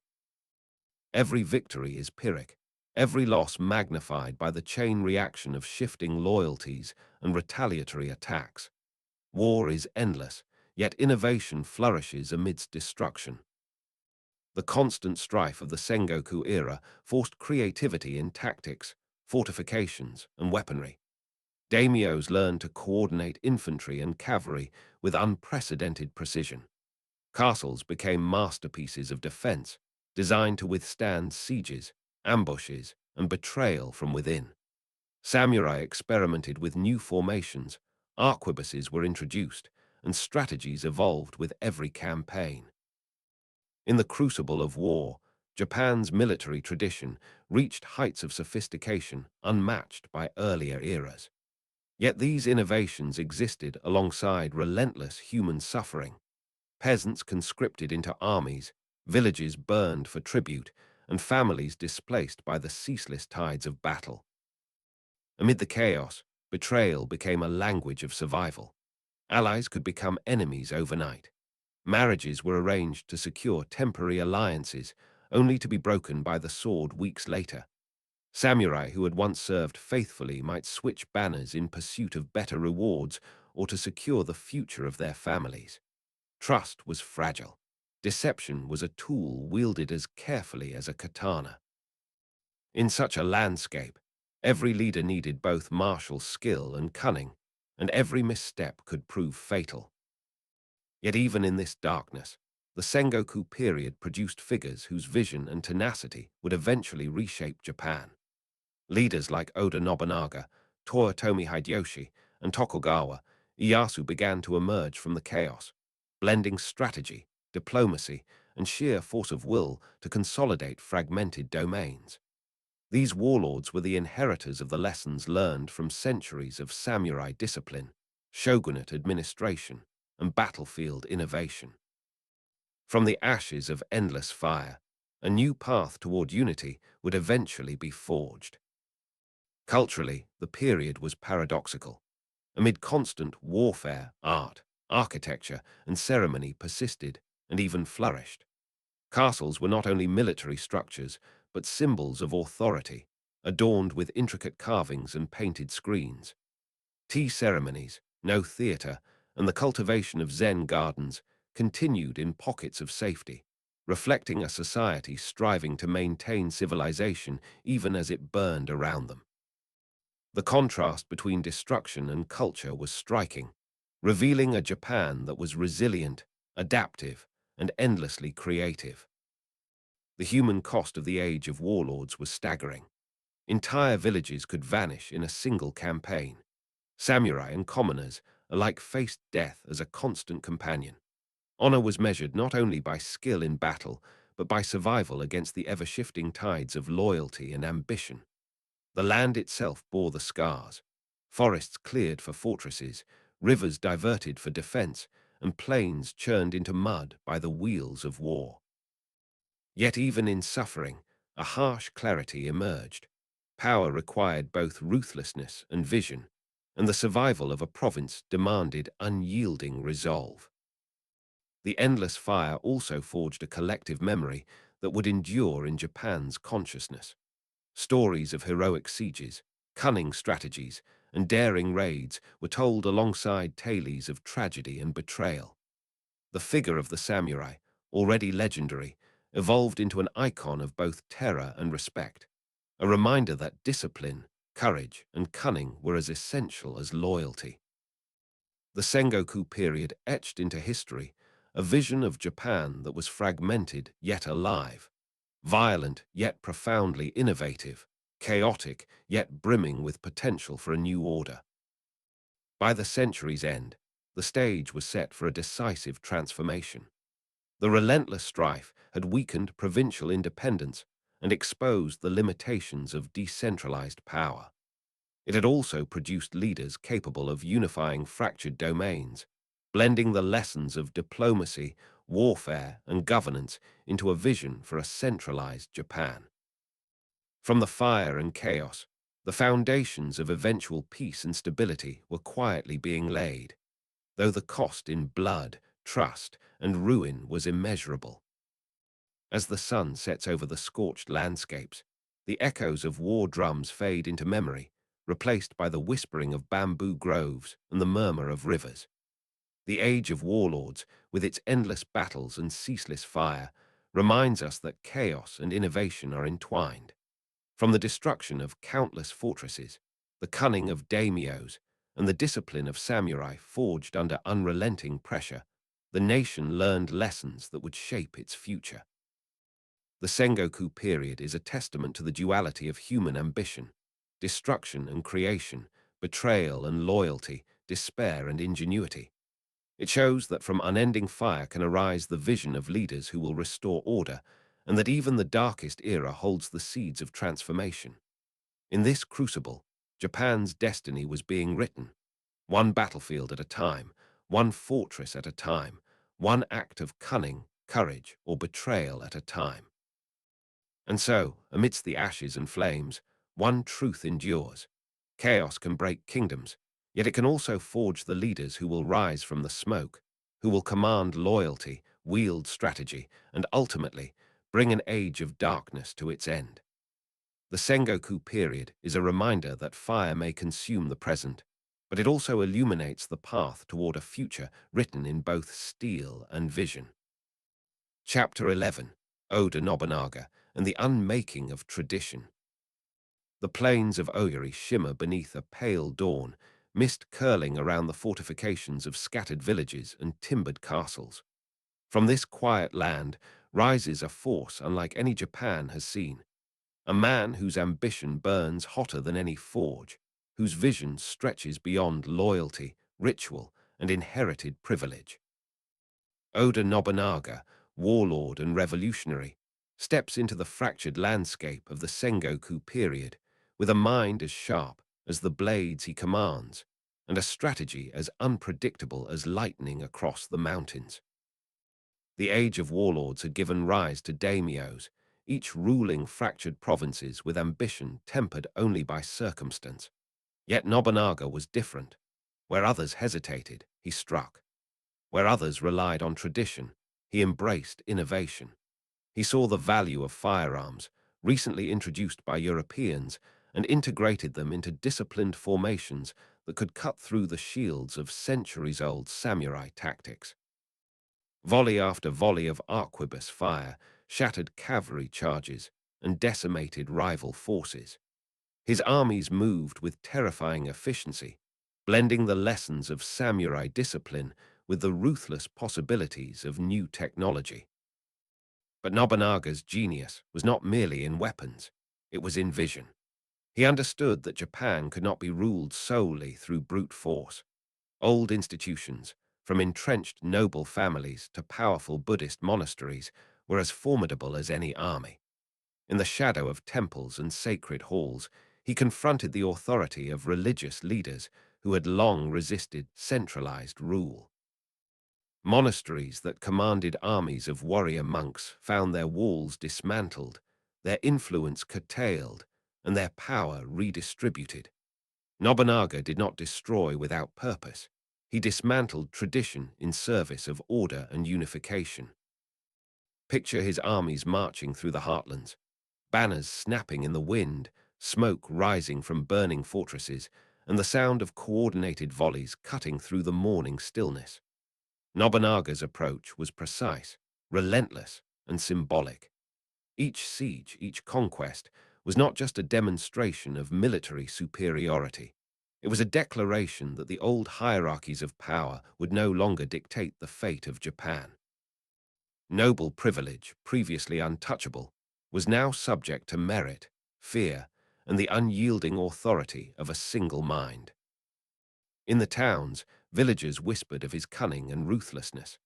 Samurai who had long relied on tradition and lineage were forced to adapt, to serve under his command, or to fall. Loyalty became a currency of survival, and those who resisted faced obliteration. Nobunaga's rule was swift and absolute, reshaping the social and military landscape in ways that would ripple across the nation. Yet even as he dismantled old systems, Nobunaga laid the groundwork for modern governance and military strategy in Japan. He centralized authority, reorganized domains, and encouraged commerce to stabilize newly conquered regions. Roads were improved, markets revitalized, and communication between provinces enhanced. Innovation, both martial and administrative, became the hallmark of his leadership. His vision extended beyond conquest. He sought not only to dominate, but to unify a land fractured by a century of war. But power forged in fire carries its own peril. Nobunaga's ambition and methods created enemies as swiftly as he toppled rivals. The very institutions he dismantled, Buddhist sects, regional lords, and ambitious allies, plotted against him. Betrayal, a constant companion in the Sengoku period, found him even within his inner circle. In 1582, at Honojai Temple, he was ambushed by Eichai Mitsuhide, a trusted general. Nobunaga's life ended in flames, the temple consumed by fire, and with it, a man whose vision had begun to reshape the very essence of Japan. Yet death did not erase his revolution. Nobunaga's unmaking of tradition had shattered centuries-old norms, and the systems he had disrupted could not simply revert to their old forms. The balance of power, once dictated by ritual, hereditary privilege, and religious authority, had been irrevocably altered. Daimyos and samurai now recognized that innovation, decisive leadership, and ruthless strategy could redefine Japan's future. His vision, though unfinished, had set the stage for those who would follow, the next shogun who would carry the unification forward. In the years after his death, Nobunaga's influence remained pervasive. His reforms in army structure, castle design, and strategic coordination became models for those who sought to consolidate power. Military innovation, particularly the integration of firearms and disciplined formations, transformed the art of war in Japan forever. He had taught the nation that victory required both tradition and change, courage and ingenuity, discipline and daring. Culturally, Nobunaga's campaigns also had profound consequences. The destruction of entrenched temples and rival noble domains allowed for the emergence of a centralized culture under the eventual unifiers of Japan. Patronage of the arts, promotion of trade, and stabilization of key regions, all influenced by Nobunaga's vision, paved the way for the flourishing of Japanese culture in subsequent decades. In dismantling the old, he cleared space for the new. Yet the human story remains central. Nobunaga's rise and fall is a reminder of the fragile intersection between ambition and loyalty. Even the most brilliant strategies cannot fully guard against betrayal. Even the greatest reforms, born from fire and innovation, require constant vigilance. The age of warlords, culminating in Nobunaga's campaigns, shows that power is never absolute, and that the unmaking of tradition, though necessary for progress, is a path lined with danger. As smoke rises over the ruins of Honojai and the wind carries whispers of his deeds across the provinces, one sees the paradox of Nobunaga's legacy. He destroyed to create, he ruled with terror to establish order, and he embraced innovation to rewrite the rules of power. His ambition ignited both fear and inspiration, leaving a Japan forever altered. The unmaking of tradition was more than destruction. It was a lesson to those who would follow. It was a vision of unity forged through fire, innovation, and unflinching resolve. Nobunaga did not live to see the completion of his dream, yet his revolution shaped the path for the leaders who would succeed him. Through chaos, betrayal, and brilliance, he prepared the nation for a new era, one where the shogun's authority would be both absolute and enduring. In the quiet that follows the flames, one truth remains. True transformation demands audacity, vision, and the courage to break with the past. Oda Nobunaga, in Life and Death, embodies this lesson. His revolution shattered the old order, but from its ashes, the path to a unified Japan was forged, a path that would be walked by those willing to seize power, command loyalty, and carry forward the dream of a nation whole once more. Chapter 12: Hideyoshi's Ambition and the Dream of Empire. The sun rises over the fertile plains of central Japan, casting long shadows across the battlements of castles newly rebuilt in the aftermath of decades of war. The air carries the scent of earth and iron, and in the streets of Osaka, Kyoto, and Nagoya, the rhythm of commerce hums alongside the distant echo of soldiers training. From the chaos of endless conflict emerges a man whose life embodies both the ingenuity and ambition of a nation. Toyotomi Hideyoshi, a peasant-born warrior who would ascend to become the architect of Japan's unification. Hideyoshi's story begins in obscurity, a reminder that destiny often favors those willing to grasp opportunity with unflinching resolve. Rising from the ranks of Nobunaga's generals, he learned the art of war, strategy, and diplomacy, observing how innovation and ruthlessness could forge authority where lineage and privilege once dominated.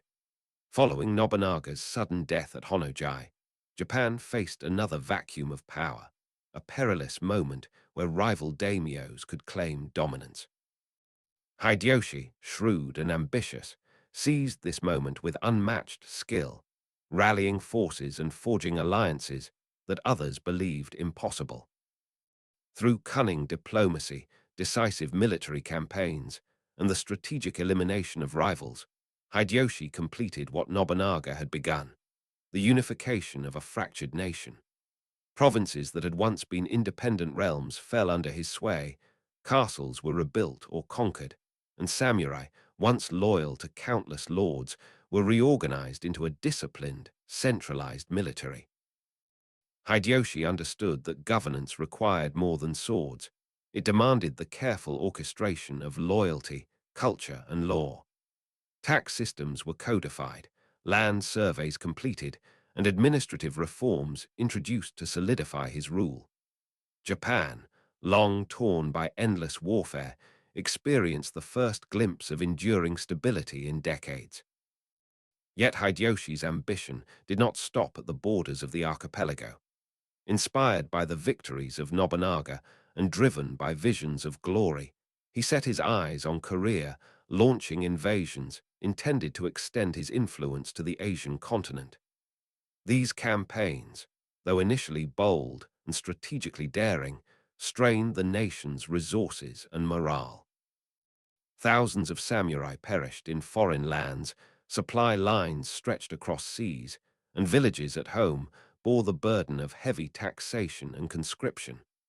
Though the invasions ultimately faltered, they revealed the duality of Hideyoshi's rule: brilliance tempered by overreach, and vision tempered by human limitation.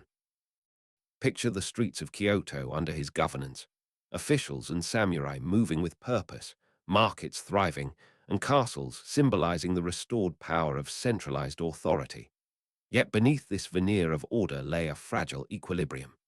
Hideyoshi, aware of the lessons of Kamakura and the Sengoku period, took measures to secure his authority and prevent future rebellion. Samurai were restricted to their domains, their mobility curtailed to reduce insurrection. Political marriages, land redistribution, and strategic appointments ensured that loyalty was tied not only to ambition, but to tangible rewards and obligations.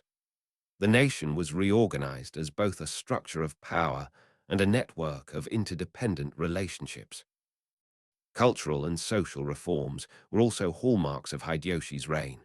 Patronage of the arts flourished, tea ceremonies became emblematic of refined authority, and architecture reflected both power and stability.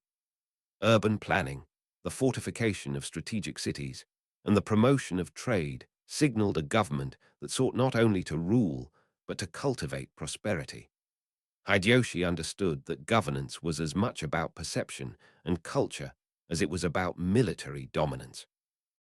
His court became a symbol of both ambition and refinement, illustrating the unity of martial and civil authority. Yet, as with Nobunaga before him, the strength of Hideyoshi's rule carried inherent vulnerabilities. Despite unifying Japan, he died in 1598 without a strong successor, leaving his young son Hideyori as the nominal heir.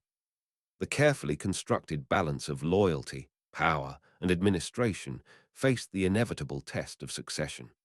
Samurai and daimyos, who had adapted to his centralized authority, now sensed opportunity. Rival factions quietly consolidated strength, alliances shifted, and the nation teetered once more on the edge of civil unrest. Hideyoshi's death left Japan at a crossroads, awaiting the emergence of a leader capable of translating unification into lasting peace.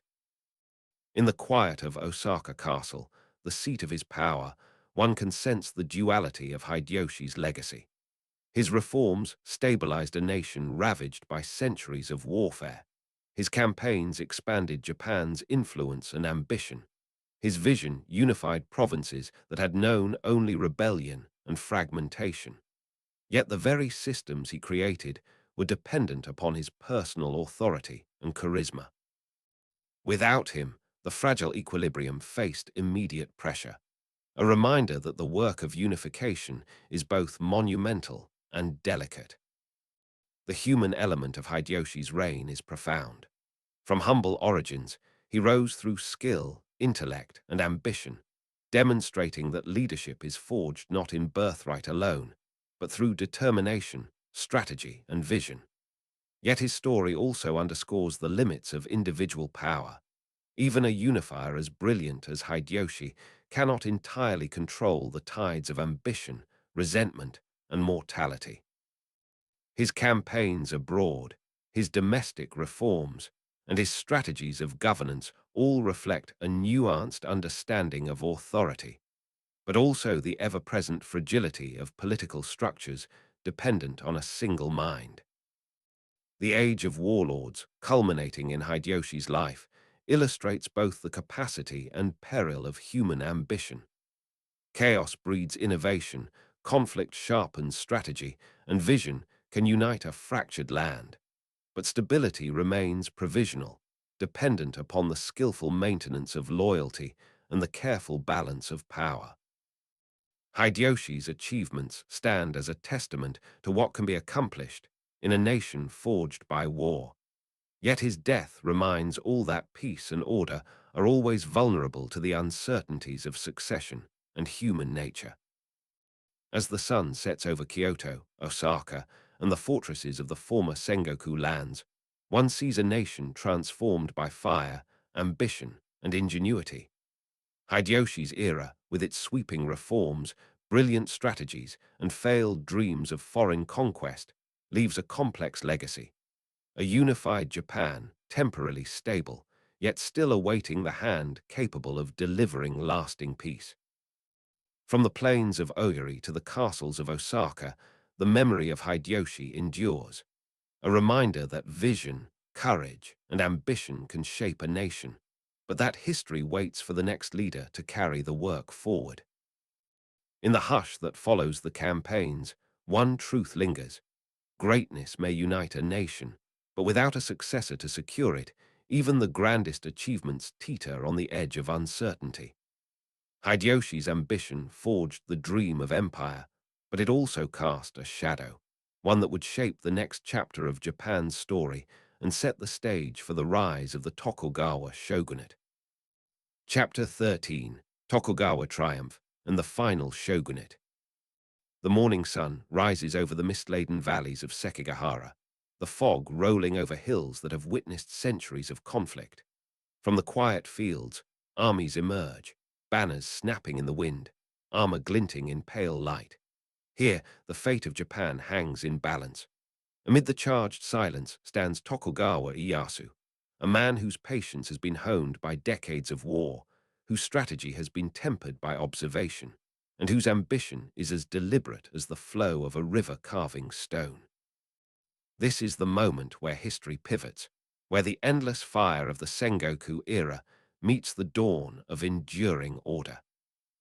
After Hideyoshi's death, Japan was again suspended on a knife's edge. Samurai lords maneuvered for power, alliances shifted with treacherous speed, and the shadow of civil war loomed across the land. Ieyasu, long a patient observer of ambition and betrayal, moved with precision. His consolidation of power was not born from rash aggression, but from a careful orchestration of alliances, calculated campaigns, and an unyielding understanding of human nature. Every action was measured, every decision deliberate, for he knew that the unification of Japan would not come from haste, it would come from dominance tempered by prudence. The Battle of Sekigahara in 1600 was the culmination of Ieyasu's patience and cunning. Picture tens of thousands of warriors assembled across the plains, their banners reflecting the morning sun. The air is tense, electric with anticipation, the rhythm of hooves and clashing steel about to erupt in storm. Ieyasu's forces, disciplined and coordinated, met rival daimyo armies in a confrontation that would decide Japan's fate. Strategy, deception, and timing unfolded with ruthless precision. Betrayal among enemy lines, carefully cultivated by Ieyasu's agents, turned the tide. By dusk, the battlefield was quiet except for the cries of the defeated and the distant smoke of burning camps. Japan, for the first time in decades, had a singular master. From this victory rose the Tokugawa Shogunate, a system of governance that would endure for over 250 years. Ieyasu understood that military dominance alone was insufficient. Peace required structure, oversight, and control. Provinces were reorganized. Daimyos were required to alternate residence between their lands and Edo, and a strict hierarchy of loyalty was established. The samurai class, once volatile and prone to rebellion, was bound to the shogunate through codified obligations. Even the merchant and peasant classes were carefully monitored, their lives regulated to prevent upheaval. In the shadow of Edo Castle, Japan's new order was both visible and absolute. Picture Edo itself, a city rising from marshland into a sprawling capital of governance and culture. Streets are meticulously organized, markets bustle with controlled commerce, and temples and shrines serve as both spiritual and political anchors. Iyasu's vision extends beyond control. It is a philosophy of governance, blending the precision of administration with the projection of authority. Cultural brilliance flourishes, even under strict regulation. Artists, poets, and artisans find patronage in a society now stable enough to nurture expression, though it is always balanced against the demands of hierarchy and loyalty. The Tokugawa period is remarkable not only for its longevity, but for its calculated stability.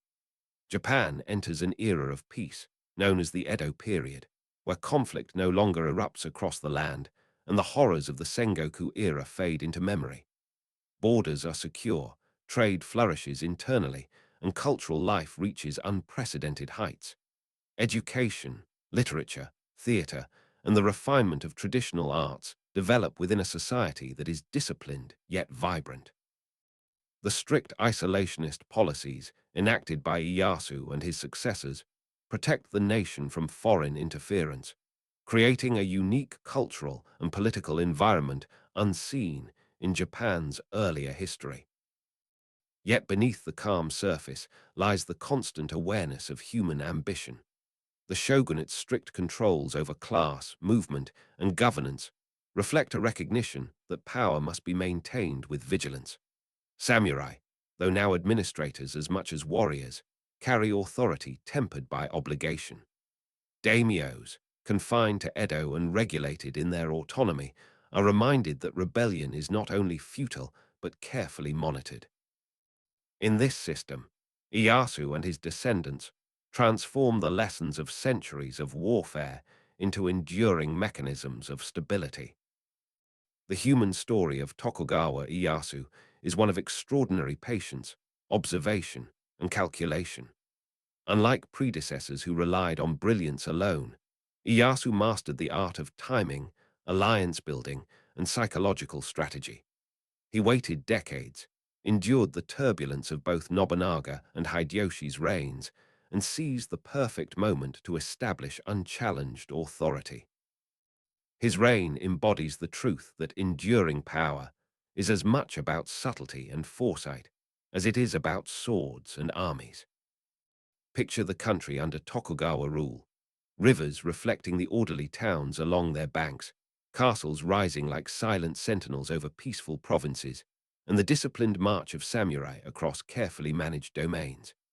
Japan, once fractured by ceaseless war, now breathes a slow, controlled rhythm. Yet the echoes of past chaos linger, reminding all that stability, no matter how absolute, is a fragile construct, requiring constant vigilance and adherence to law, custom, and hierarchy. The Tokugawa shogunate's legacy is profound.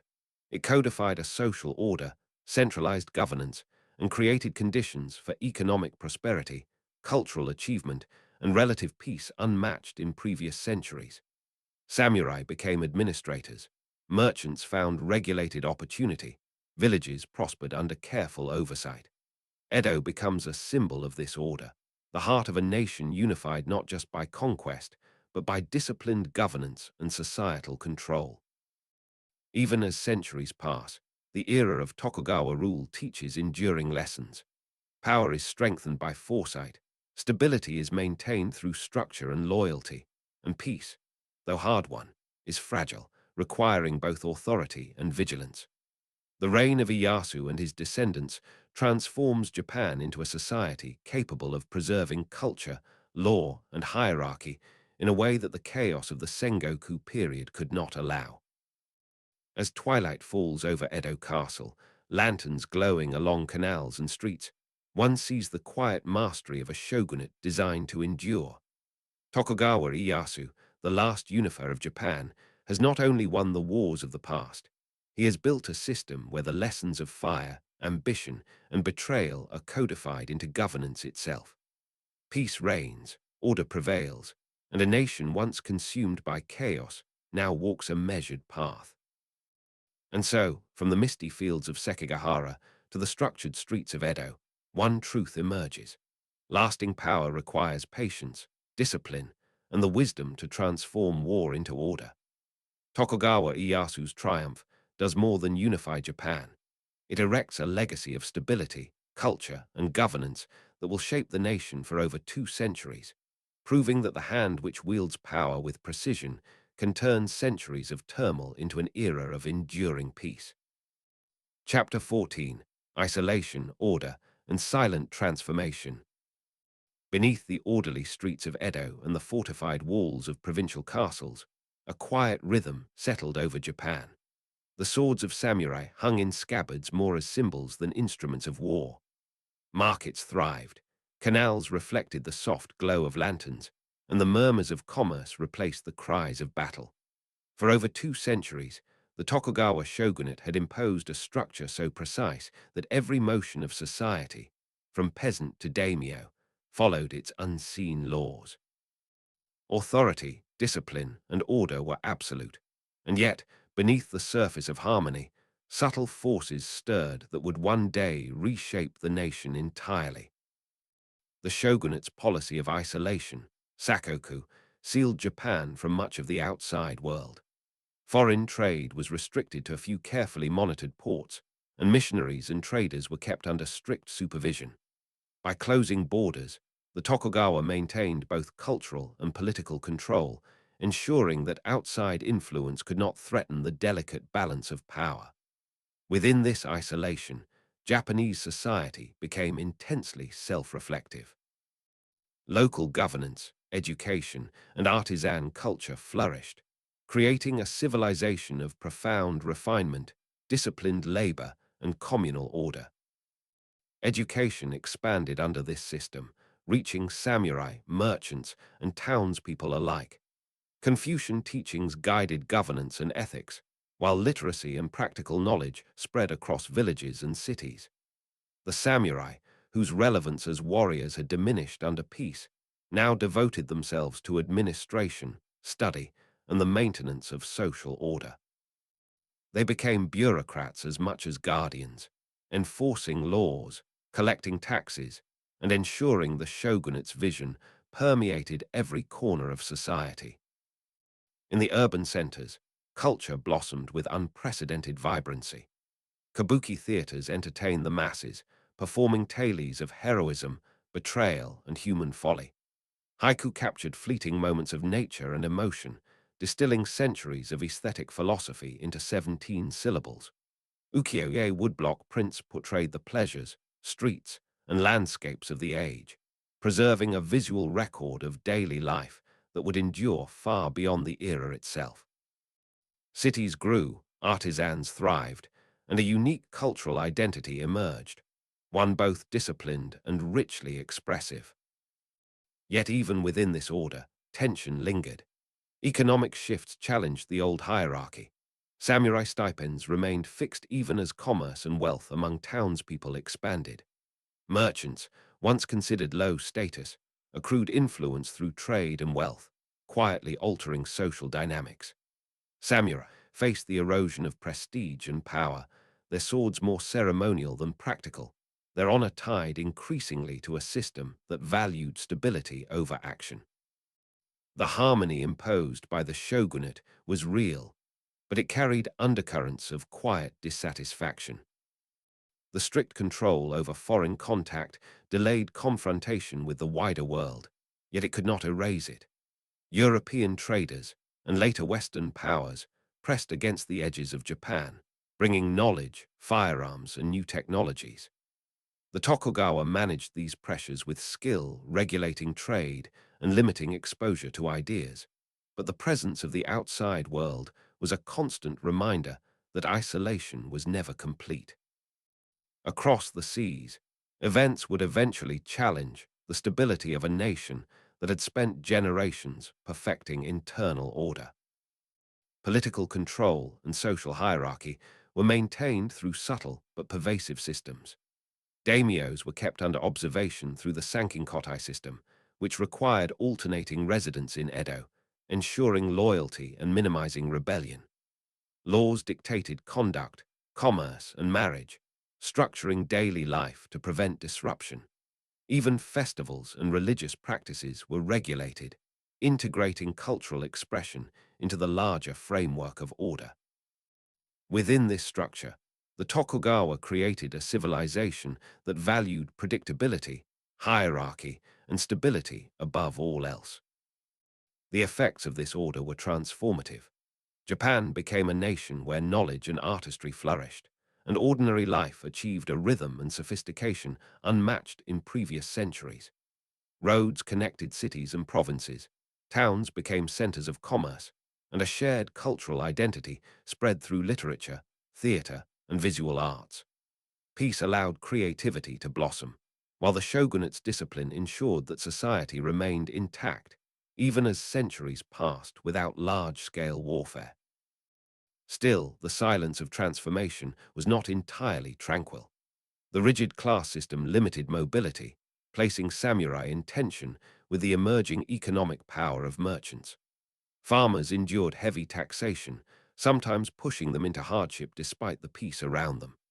While outward order prevailed, subtle cracks began to appear, pressures that would, in the coming centuries, intersect with external forces and internal discontent to reshape Japan fundamentally. The Tokugawa era demonstrates a remarkable paradox. Peace and prosperity coexisted with social tension. Stability nurtured culture even as it constrained innovation, and isolation preserved identity even as it delayed engagement with the world. In this controlled environment, Japan became both disciplined and dynamic, a civilization quietly evolving even under the heavy hand of authority. It was a nation learning to balance the past with the present, preparing unconsciously for the challenges that lay beyond its borders. The legacy of isolation, order, and silent transformation is enduring. Cities like Edo, Kyoto, and Osaka thrived as centers of culture and governance. Samurai, though increasingly symbolic, maintained the moral and administrative framework of society. Commerce, arts, and scholarship flourished, creating a rich, textured culture. At the same time, the pressures of economic change and the looming presence of foreign powers created conditions for an eventual upheaval.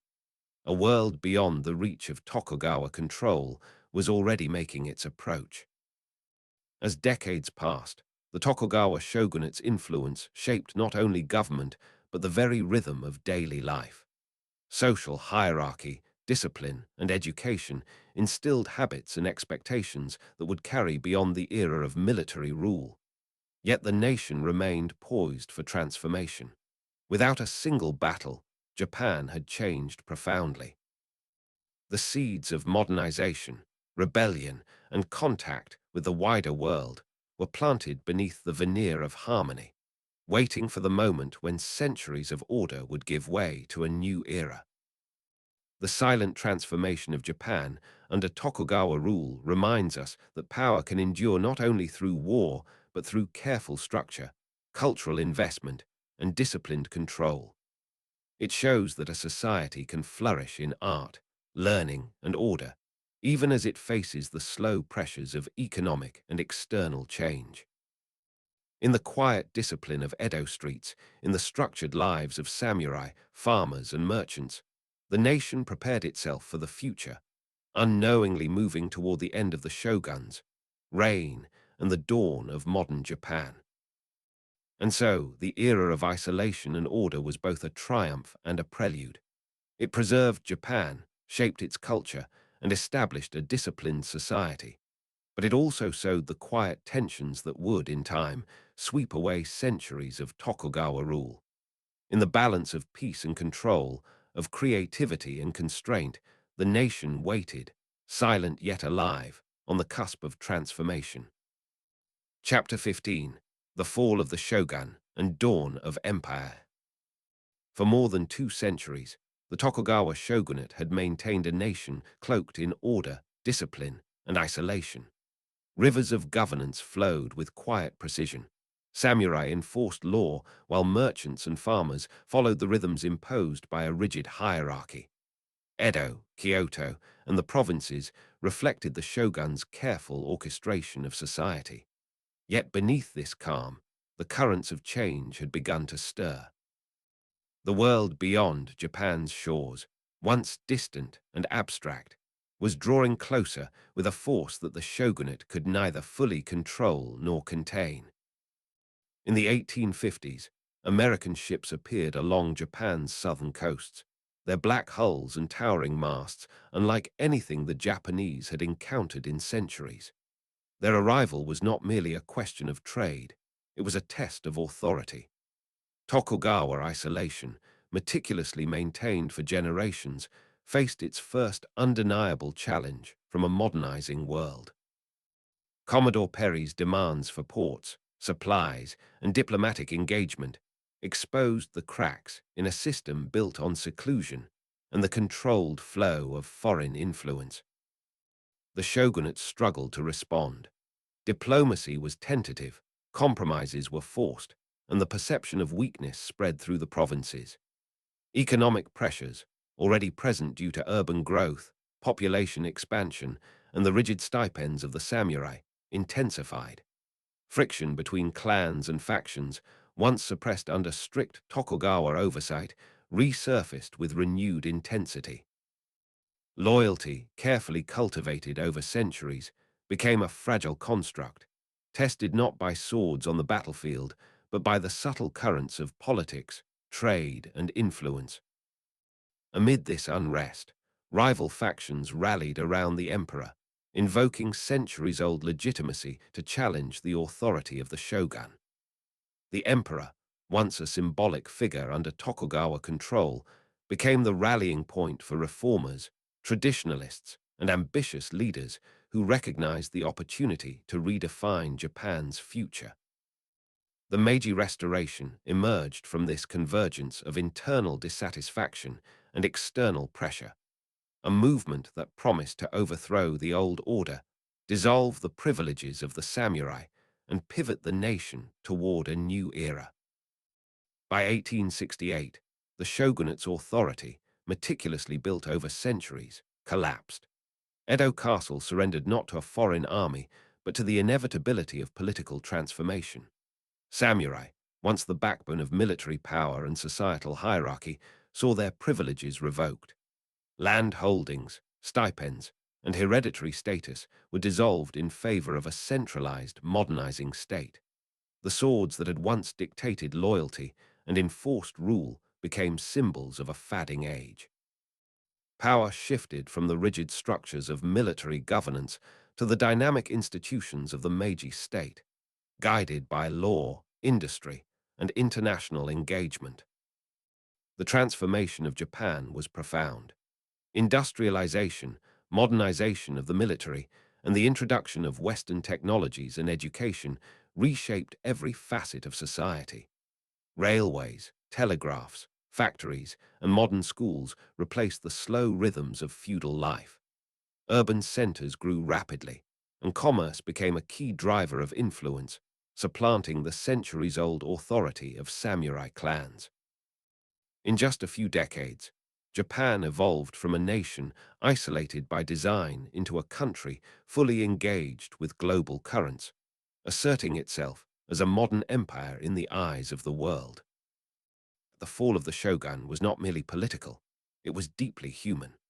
The samurai, who had embodied discipline, loyalty, and honor, were forced to redefine their identity in a society that no longer depended on their martial skill. Daimyos and lords, once central figures in governance, adapted to new roles within a bureaucratic state or withdrew into retirement. Families that had held power for centuries confronted the impermanence of authority and the inevitability of historical change. The end of the shogunate revealed a fundamental truth. No system, no matter how entrenched or disciplined, can resist the tides of social, economic, and technological transformation indefinitely. The streets of former Tokugawa strongholds, new life emerged. Factories replaced castles, merchants navigated international trade, and schools cultivated a generation prepared to meet the challenges of a globalizing world. Culture, once shaped under strict isolation, now blended traditional art, literature, and theater with ideas, technologies, and practices from abroad.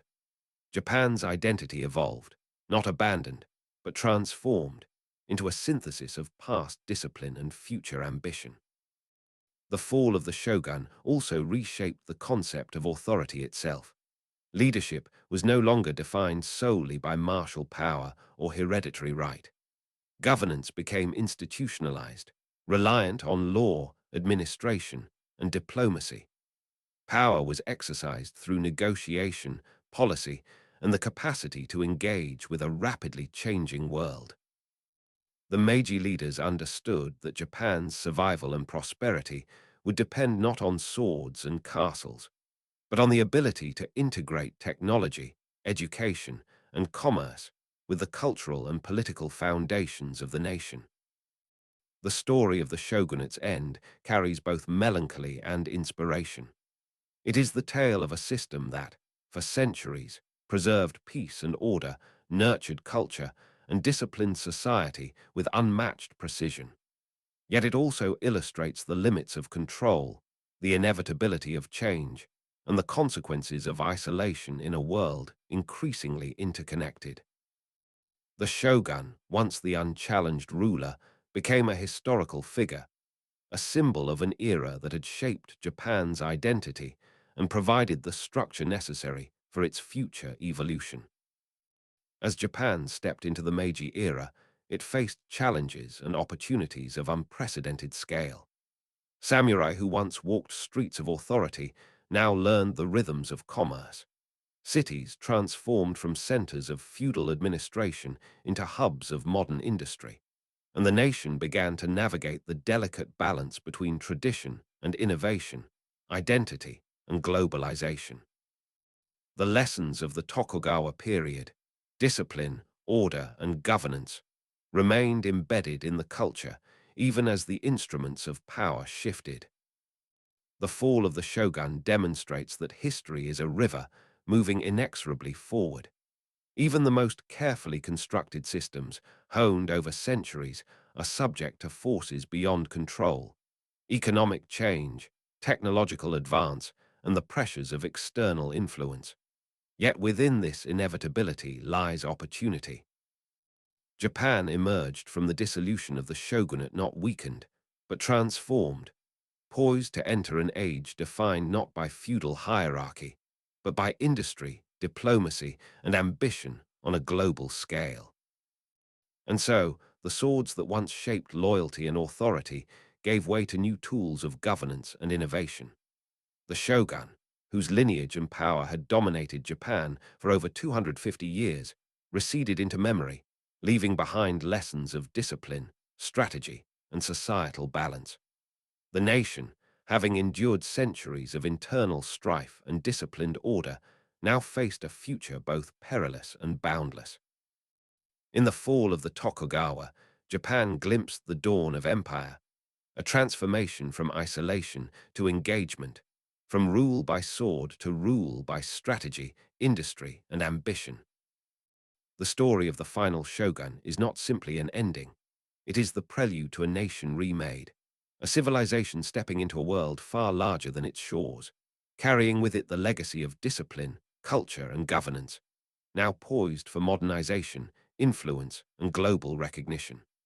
Japan, once closed and controlled, emerged resilient, ready to redefine itself on the world stage, guided by the lessons and the silence left behind by the Tokugawa shoguns. Conclusion: echoes of the silent generals. Across centuries of mountains, rivers, and misted plains, the figure of the shogun casts a shadow that stretches far beyond the battles they commanded. From the first clans rising amid chaos to the final Tokugawa rulers enforcing order with meticulous precision, Japan's history has been shaped not only by emperors and laws, but by those who wielded power silently, decisively, and often invisibly. The shoguns were architects of destiny, forging authority through strategy, discipline, and the unspoken weight of presence. Their story is a tapestry woven from ambition, loyalty, blood, and honor, a narrative that echoes even in the quiet streets of modern Japan. Long before unifying leaders appeared on the horizon, Japan was fractured by warring clans, each seeking survival and dominance. In those early years, power was fragile, constantly tested by betrayal, shifting loyalties, and the unforgiving demands of life. The first warrior kings learned to transform chaos into hierarchy, fear into obedience, and the sword into a tool of governance. They taught that authority was earned through courage, strategy, and decisive action rather than inherited by birth alone. In this crucible, the foundation of what would become the shogunate was forged, a society that revered both the sword and the disciplined mind that wielded it. The rise of Minamoto no Yoritomo marked the emergence of a new paradigm, the shogun as the true center of power, while emperors became symbolic figures. Kamakura, once a provincial stronghold, became the seat of military governance.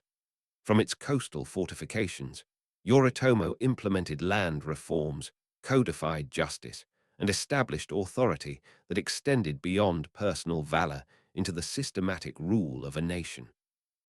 This was the beginning of a legacy that would endure for centuries, a nation governed by disciplined warriors whose reach extended into every village, every town, and every province. With the maturation of the samurai class, the shoguns, power became inseparable from ideology, ritual, and culture. Warriors were more than soldiers. They were guardians of order, bearers of a code that demanded loyalty unto death. Through battle and ceremony, the samurai's presence reinforced the shogun's authority. Armor, swords, and banners became symbols of identity, each telling a story of allegiance, honor, and sacrifice. Across generations, the intertwining of military might and cultural symbolism created a society where governance, ethics, and aesthetics were inseparable. The Tokugawa era, the zenith of shogunal control, epitomized the marriage of order and culture. Edo streets, disciplined society, flourishing arts, and regulated commerce reflected the shogunate's vision realized. Yet even as cities prospered and culture thrived, tension persisted beneath the surface. Economic shifts challenged the traditional hierarchy. Samurai found their relevance diminishing, and the outside world crept ever closer. The silent generals of the Tokugawa maintained authority for centuries, yet history demonstrated that even meticulously maintained power is not eternal. The arrival of Western ships in the mid-19th century shattered the illusion of invulnerability. The shogunate's isolationist policies, painstakingly maintained for generations, faced forces beyond their control. Commodore Perry's black ships were more than a technological spectacle. They were a symbol of the world's relentless march forward. Political factions rallied around the emperor, discontented samurai sought relevance, and the carefully constructed equilibrium of Tokugawa rule began to crumble. By 1868, the Meiji Restoration extinguished the authority of the shoguns, replacing centuries of feudal order with a new age defined by modernization, industry, and global ambition. Yet the fall of the shoguns does not diminish their significance. They shaped Japan not merely through conquest or control, but through the forging of identity. Every battlefield strategy, every administrative reform, every cultural patronage reflected a deliberate understanding of society, human nature, and the enduring needs of the nation. In their rise and decline, the shoguns taught a timeless lesson. that authority is provisional, culture is inseparable from governance, and even the strongest power must bend before the inevitability of change. The legacy of the shoguns endures in subtle ways. Castles still rise as monuments of strategy and ambition. Armor and swords are preserved as symbols of skill and honor. The rituals and ceremonies they codified continue to influence Japanese culture. Literature, theater, and visual arts carry echoes of their world, recounting tales of loyalty, betrayal, courage, and sacrifice. Even in modern governance and societal organization, the influence of their disciplined approach can be traced, a testament to centuries of careful orchestration and strategic insight. The story of the shoguns is also a story of human ambition and restraint. They reveal the duality of power, its ability to create order and prosperity, and its vulnerability to disruption and change. They demonstrate that leadership requires both strength and patience, that the cultivation of loyalty is as critical as the exercise of force, and that history is shaped not only by battles won, but by the discipline and vision applied in times of peace. Through wars, reforms, cultural flourishes, and eventual decline, the shoguns transformed Japan. From Minamoto no Yoritomo to Tokugawa Ieyasu, from the first samurai armies to the structured society of Edo, they left a legacy that is inseparable from the nation's identity. Their story teaches that civilization is forged through struggle, refined through discipline, and immortalized through the careful balance of power and culture. In every castle ruin, in the meticulous brushstrokes of ukiyo-e, in the echoes of samurai philosophy, their presence endures. The shoguns did not simply govern, they shaped the moral and cultural framework of a nation. They were the silent generals whose influence carved pathways through centuries of human endeavor. Their rise, dominance, and fall are a mirror of the cycles of ambition and restraint, illustrating the eternal interplay between power and mortality. The shoguns' history is ultimately a meditation on impermanence and resilience. Authority is never absolute, and even the most disciplined rule must yield to the tides of time. Yet their legacy is not lost. It survives in identity, culture, and the enduring spirit of a nation that learned to balance order and creativity, discipline and innovation, isolation and engagement. They remind us that leadership is measured not only by conquest, but by the enduring structures, values, and stories left for those who follow. The silent generals whisper through history, not as tyrants nor as distant legends, but as architects of Japan's soul. Their swords, strategies, and ceremonies echo in the consciousness of a people, teaching that strength tempered by wisdom, order forged through discipline, and vision guided by patience create legacies that outlast life itself. Across centuries, from the early clans to the fall of Tokugawa, the shoguns shaped more than a nation. They forged identity, cultivated culture, and set a standard for leadership whose echoes continue to reverberate. The story concludes with a quiet truth. Power is transient, but influence endures. The shoguns may have faded from the throne, but in armor, in art, in ritual, and in the spirit of Japan, their legacy lives on. Every sword, every ceremony, every tale of loyalty and honor carries the whisper of those silent generals, reminding us that the past is never truly gone, and that history's deepest voices speak not in clamor, but in the echoes of discipline, courage, and vision.